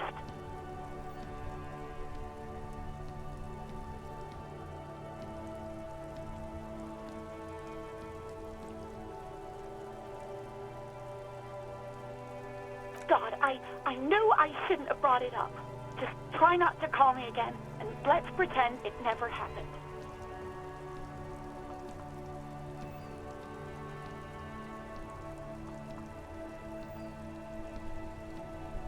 Wait, really? No, this is absolutely not true. I like Guard. I really do. No, I was actually flattered. I've always liked him. It was just bad timing, with the corpse and all that. There's a pause. You can almost see her on the other side, the telephone cord coiled around her index. I didn't know what to say to him later. Then you came and destroyed the place, so I left without explaining. I should have told him, maybe. Okay, but please don't mess it up. Please don't take out your gun or something.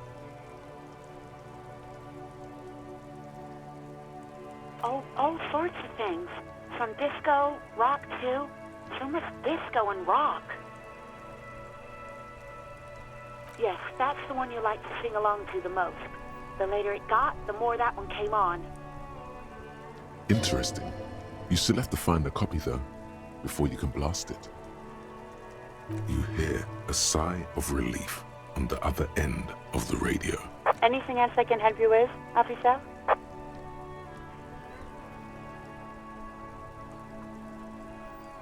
'57, over and out. In the cabin, you see a set of steering levers, a radio on a hook, a pull-out toolbox, and the soft glow of the fuel preheater gauge. A metallic drawer slides out from under the seat and clicks into place. Take what you need, officer. It's going to be a long case. I'm not protective of my tools, like some men. He's clearly a little protective of his tools. But what can you do? Work is work.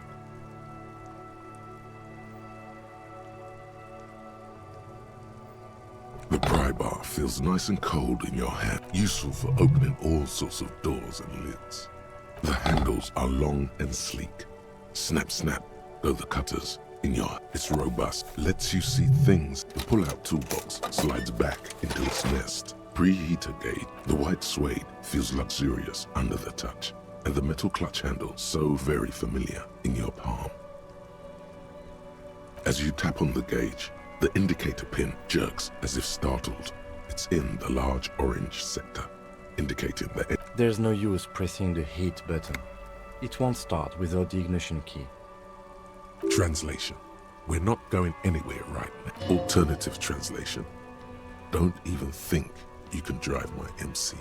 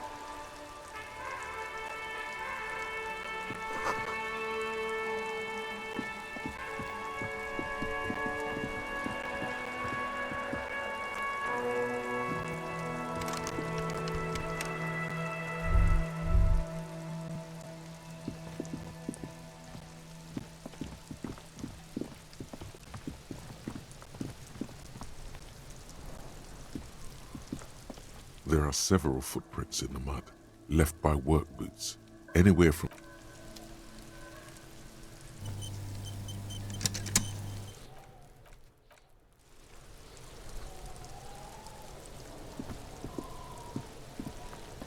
There he still is, looking right through you with his white eyes. The body below is entirely dedicated to that corpse smell. Emitting it is all it does now. The ammonia only makes it worse. The combination forces tears out of your ducts. You manage to keep it in once. The second time, not so much. When the vomiting is done, your cheeks are wet with tears.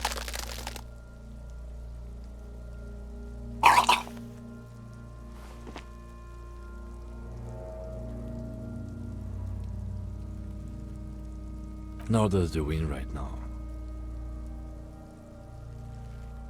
The weight is reassuring, like a crenel on solid fortification. Pat, pat, pat. I've seen strong men turn themselves inside out for hours. You are facing tough odds here. Alcohol withdrawal makes it considerably harder.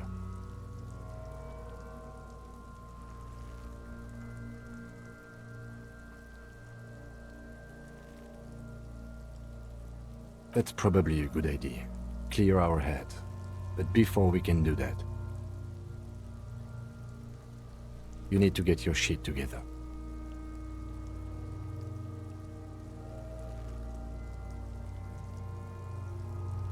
We should go talk to the locals. Find something else to do while the wind changes. It's pretty bad right now. You've gained a thought. When this dialogue is over, go to your thought cabinet and internalize it for special bonuses and effects.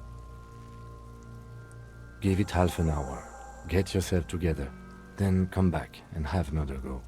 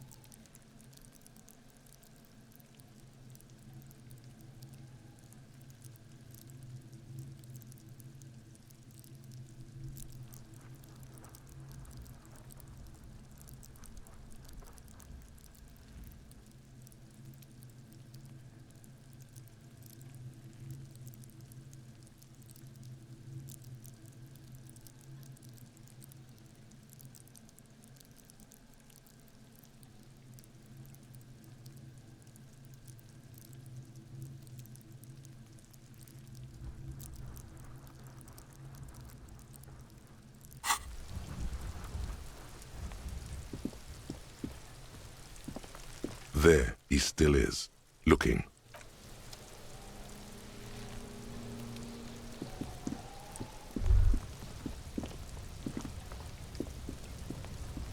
An inconspicuous pile of the roofing material, Eternite.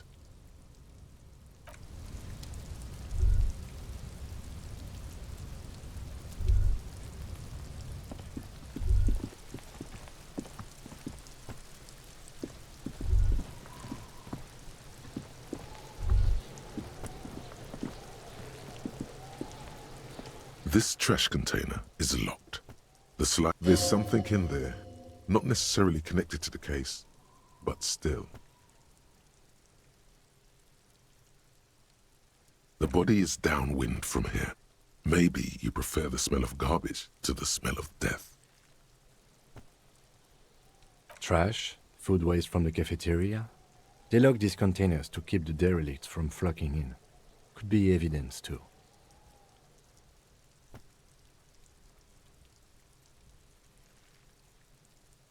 What do you mean, feel?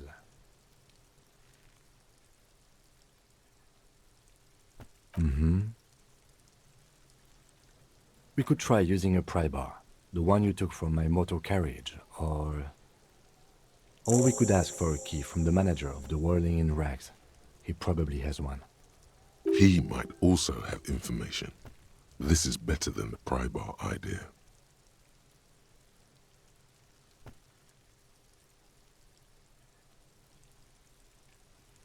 The body is downwind from here.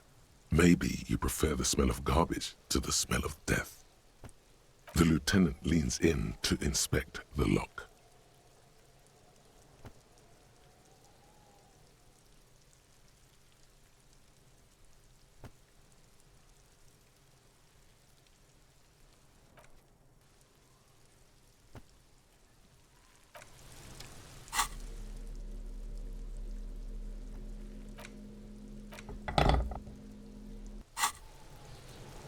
This trash container is locked.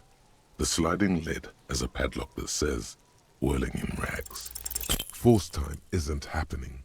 You've jammed the pry bar under the lid, but it just isn't bending.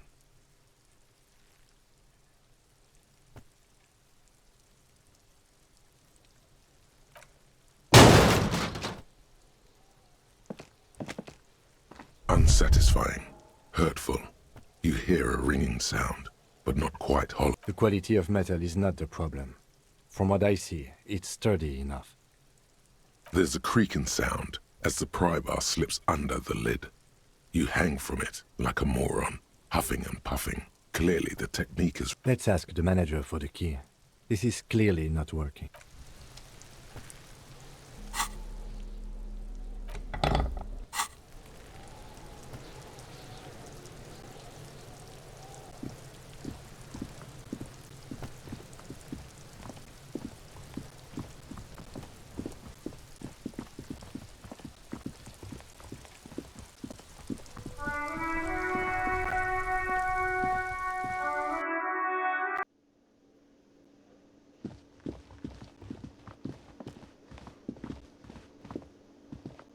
Can I help you?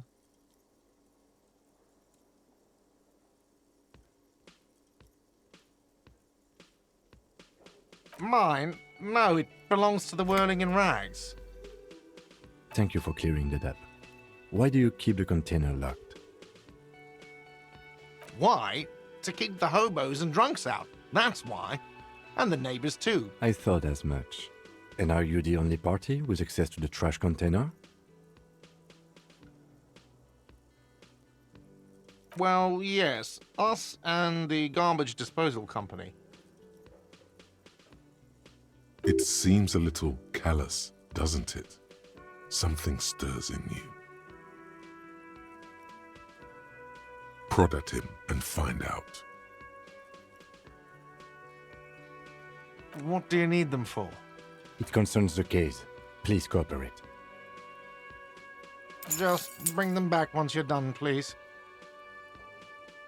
Wait, what? But what about the bird? Yes, the bird. I found it lying on the floor with a broken wing the morning she left. You broke the skewer. I assure you it was him. Why on earth did you have to break the skewer?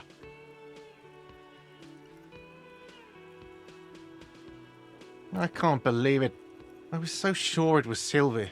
Even worse, I thought she was trying to send me a message. A tender type of hope. Something stirs in you. Perhaps this is why you broke it. All right. Did she say anything else? About me, you know? Did she say anything about me? Really? I should give her a call then. Thanks, I guess. Was there anything else you wanted, or...?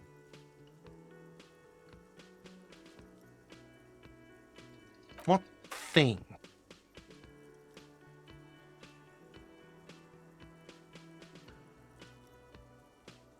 What are you, a cook now? That's none of your business.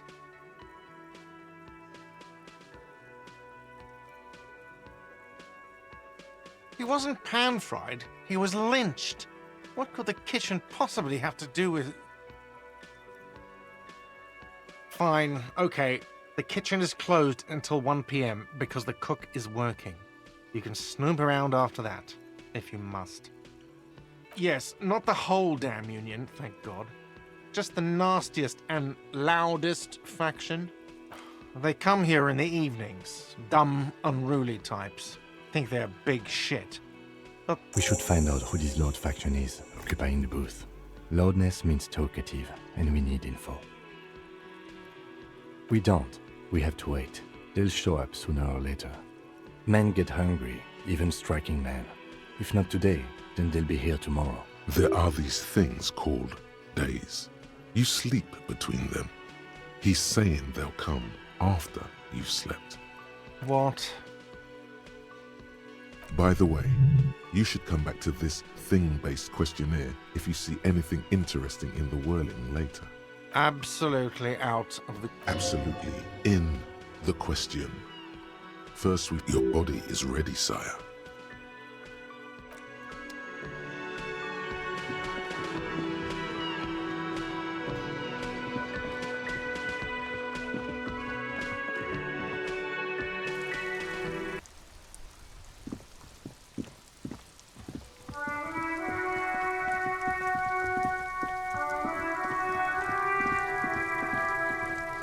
This trash container is with a well-oiled crack. The lock pops. Don't. Maybe you shouldn't.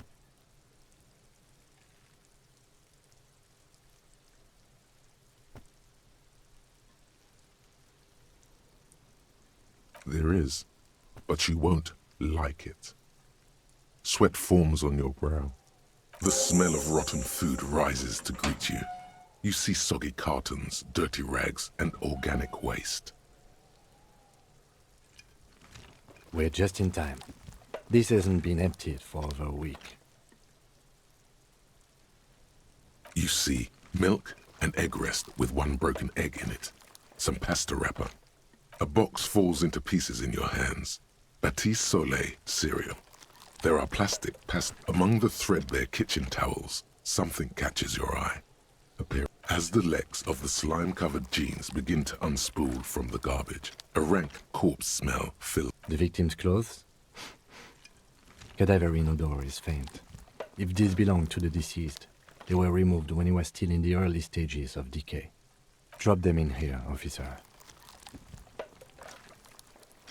Guitar marked blue jeans. Pockets empty or emptied. He wore them with a belt, too. The belt is missing. That's it. Do you see anything else in there? Something slimy catches your eye. A drab, long-sleeved shirt, olive-colored, appears from the food waste, dripping with pus. This is a military-type overgarment. No label or serial number. This is the kind of rib-knit shirt that's worn over light armor to conceal it in an urban scenario. Anything more? The rest of the rags are just kitchen variety waste. A yellow old mug that catches your eye. But other than that... All right. We should go to Gart again and ask if he knows who put the clothes in the trash. It could be as simple as someone from the hostel cleaning the yard. The fuck's he on about? Kids? You hear that, Kuno? See? Not really. All we know is the victim's clothes are in the trash, the lid was locked, and his establishment had the key. It's just a small loose thread.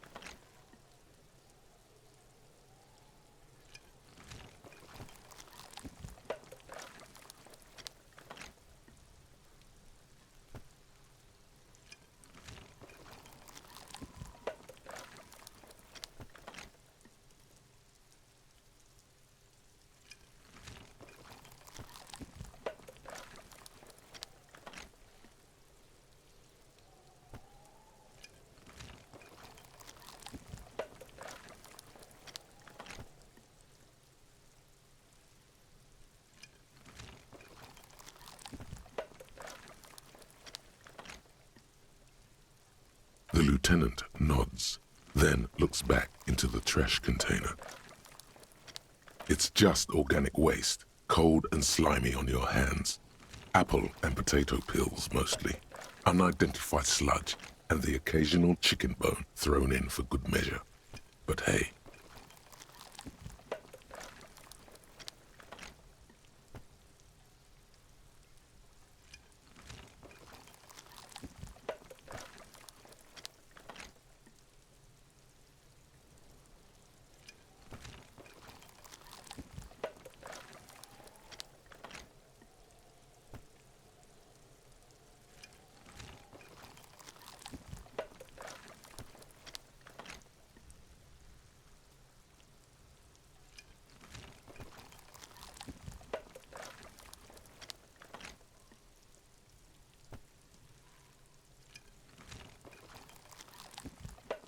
Nothing.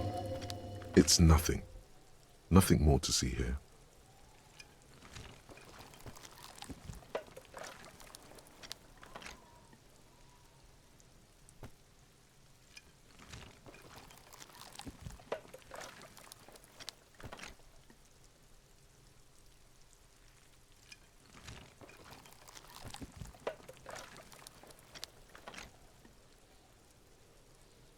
What's this? A blue piece of plastic sticks out from the apple peels. It's shiny.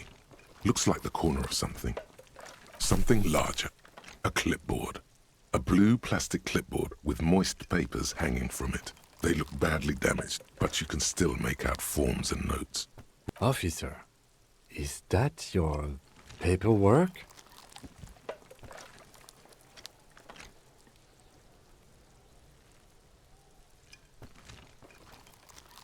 Yes, it is. Look. This plastic has the RCM street grid on it. You've even got an autopsy form. If you don't mind my asking, how could you have let your paperwork end up in the trash?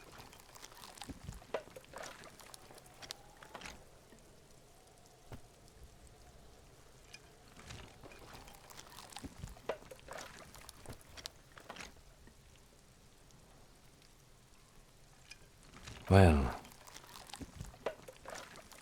lucky we found it. You should take stock of what remains, just to be sure some has not made it into the hands of the RCM's adversaries. Organized crime and the like.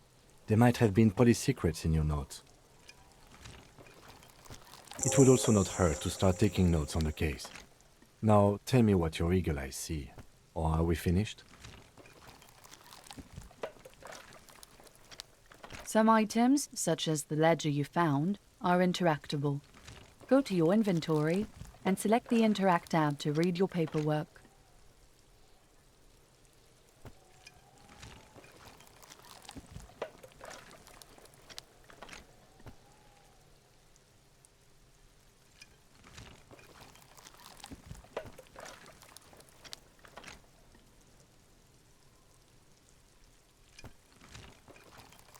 You pick out a broken mug with an oddly racist depiction of the yellow man frolicking in saffron, only in its social sensibility.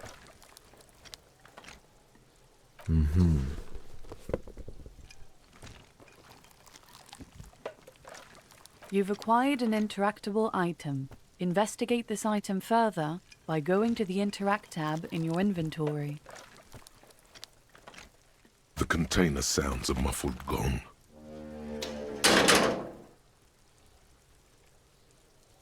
That's one thing off the list.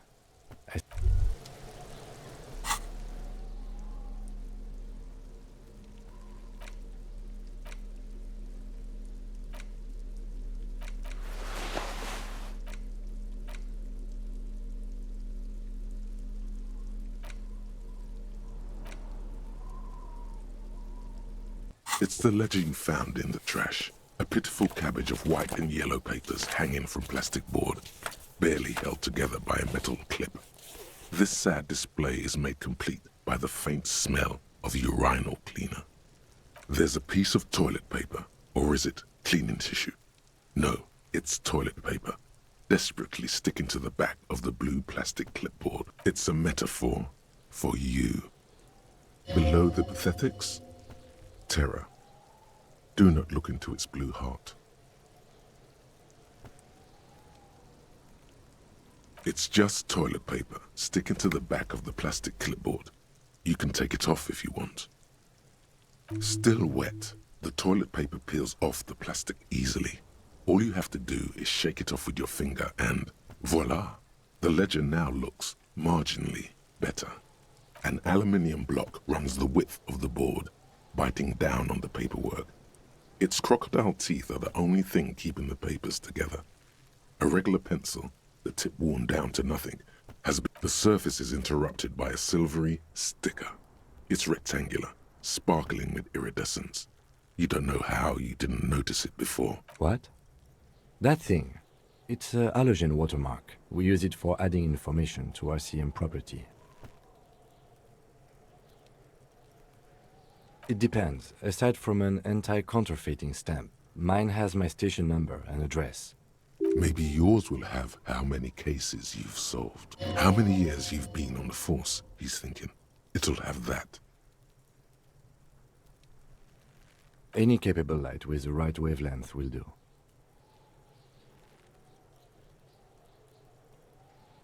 All RCM vehicles have headlights designed to reveal halogen watermarks.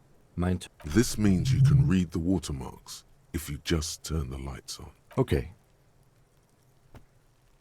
While a bunch of sodden papers sag from the clipboard in your hand, they're not exactly white. They're yellowed in patches by sunlight and alcohol, and covered in dense blue handwriting. Ink escapes into watercolor patterns, reaching its tendrils across entire pages. Once in a while, there's a red stamp that exclaims, "Case files commit to paper." The case files themselves are plenty, You count more than 100 work, strife, poverty, the Jamrock Quarter. These are handwritten logs of investigations dating back to January 51, this year. The exact number is hard to estimate due to missing pages and an odd naming convention. But there are at least 20, maybe 30 cases undertaken, not completed, mind you. It's the middle of March. You have attempted 2 cases a week on average. Huh? 2 complex cases to undertake is a lot, yes. You really have to push yourself. I would not suggest it, lest you start making mistakes.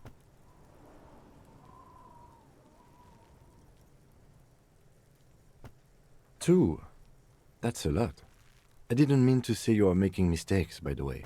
That was presumptuous of me.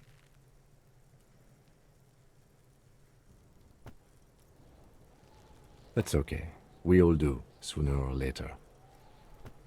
Like a fan of gills, the checkered papers dry in your hand. The handwriting is extremely dense, if mostly illegible. Yes, it appears you employ a, shall we say, robust yet literary system. Each investigation has its case number written on the margins. Yet, still more tellingly, most are accompanied by a name. A title, one might say even. One that draws inspiration from snoop fiction and vespertine cop show staples. Yes, all caps. One is called The Next World Mural. Another, The Square Bullet Hole Murders. Another yet, The Unsolvable Case. Others appear more light-hearted. The guys on a couch in an unexpected location, and the murder at the Ukar Parlor. Even the rare article-free collapsing tenement. It's going to take an effort to piece these case files together, but it can be done. Once you're done inspecting them up close. You mean the alphanumeric? Officer, precinct, time of arrival at the scene? Oh, you mean the titular? Yes, well, so do I. It's a holdover from the early days of the RCM. Right after the revolution, when the organization had little idea how to do things. It persists in an unofficial. Again, in your defense, I seem to have named one the man with the hole in his head. That was a real person. His death was real. Still, I named it that, to amuse myself.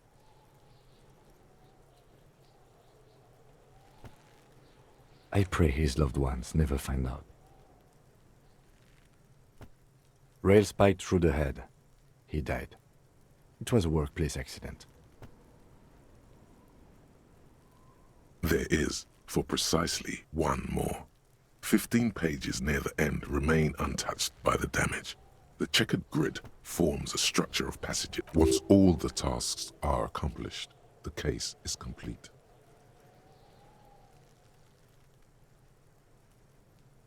Sadly, the ledger only comes with an old, worn-down lead pencil. The ledger only comes with an old, worn-down lead pencil. It will do. Barely. The lieutenant looks at his blue notebook. 2 fat, shiny pens hang from the binder, like large-caliber bullets on an ammo belt. He is not really saying anything, just standing there, looking at them. Know that I give this to you with resentment. The tasks you've completed flow out of the blue oblong pen in a brash freehand. Inspect the victim's body.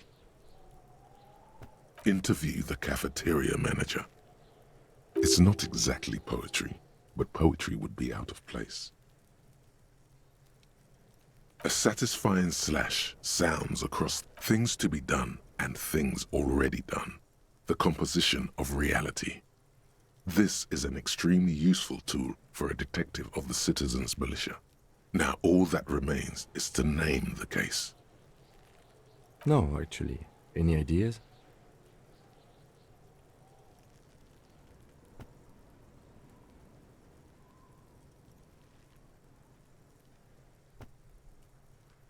Great. That's great. That's actually what I was thinking too. The Hanged Man. Good, strong name. We have a very good name for the case now. I'm going to start calling it the Hanged Man. It's good we sorted this out. You don't exactly close them, so much as distance yourself from the smelly papers. They're a little further from your nose now. Yes, you can piece them together using the alphanumeric code on the margin. It always begins with HDB 41. Why, yes, your precinct number is 41. Every last alphanumeric in the files begins with it. And these are your case files. That is improbable. It takes about half an hour to piece one together using the system you've devised. Where do you want to start?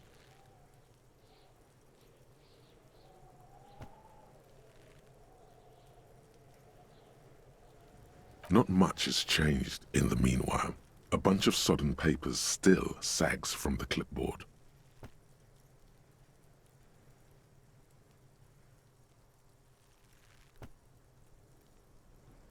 In the back, you see thin, translucent copier paper, some neon yellow, some bright red, all covered in boxes, like marching armies.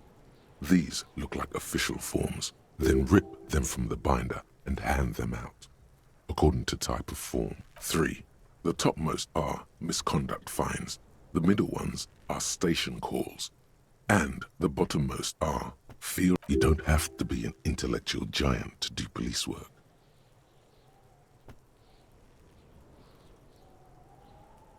A dozen pages of thin copy paper, bright red in color.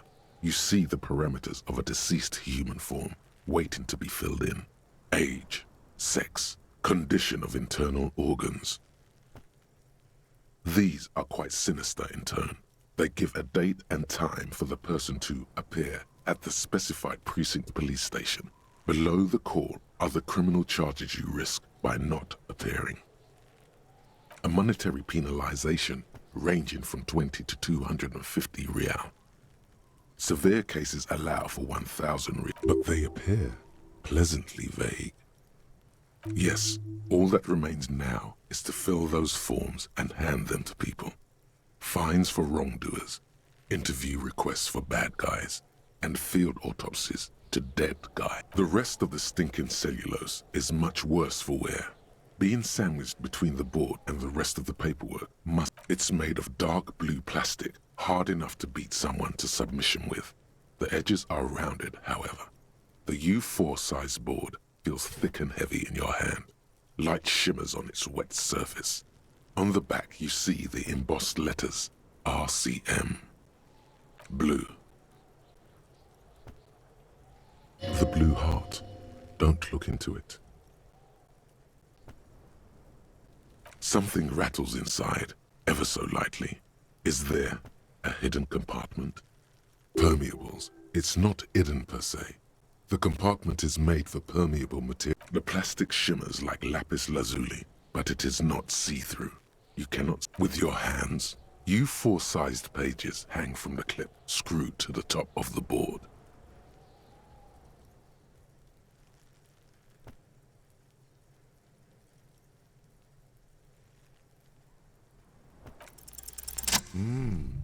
The two sides of the board appear slightly misaligned, like a drawer that's come off its slides. If you bend the plastic on your knee, slowly, the slides snap back into place. It should be possible to just, without resistance or sound, the two panels move against each other. The compartment is now open. 2 ticket stubs and a handmade postcard. 2 octopuses are smiling, reaching their tentacles toward each other in the colored pencil drawings. The tickets permit access to the zoo in Revachol East. The aquarium costs extra. These let you go there too. Thin wax paper has been glued to a piece of cardboard. Sounds like leaves rustling when you pick it up. You see violet flowers, floral patterns, patches of glue. It smells of chewing gum, apricot flavored. A touch of cinnamon, the end of summer. You think the label says Tutti. Familiar handwriting lines the inside of the card.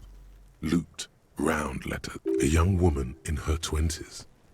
There is care, effort, and a smile. You think, although that is not something you can read from someone's handwriting. Harry, it begins. You're already reading. I wanted to write you a letter so you can read it when you wake up. Maybe it will make you happy. Throw it away, please.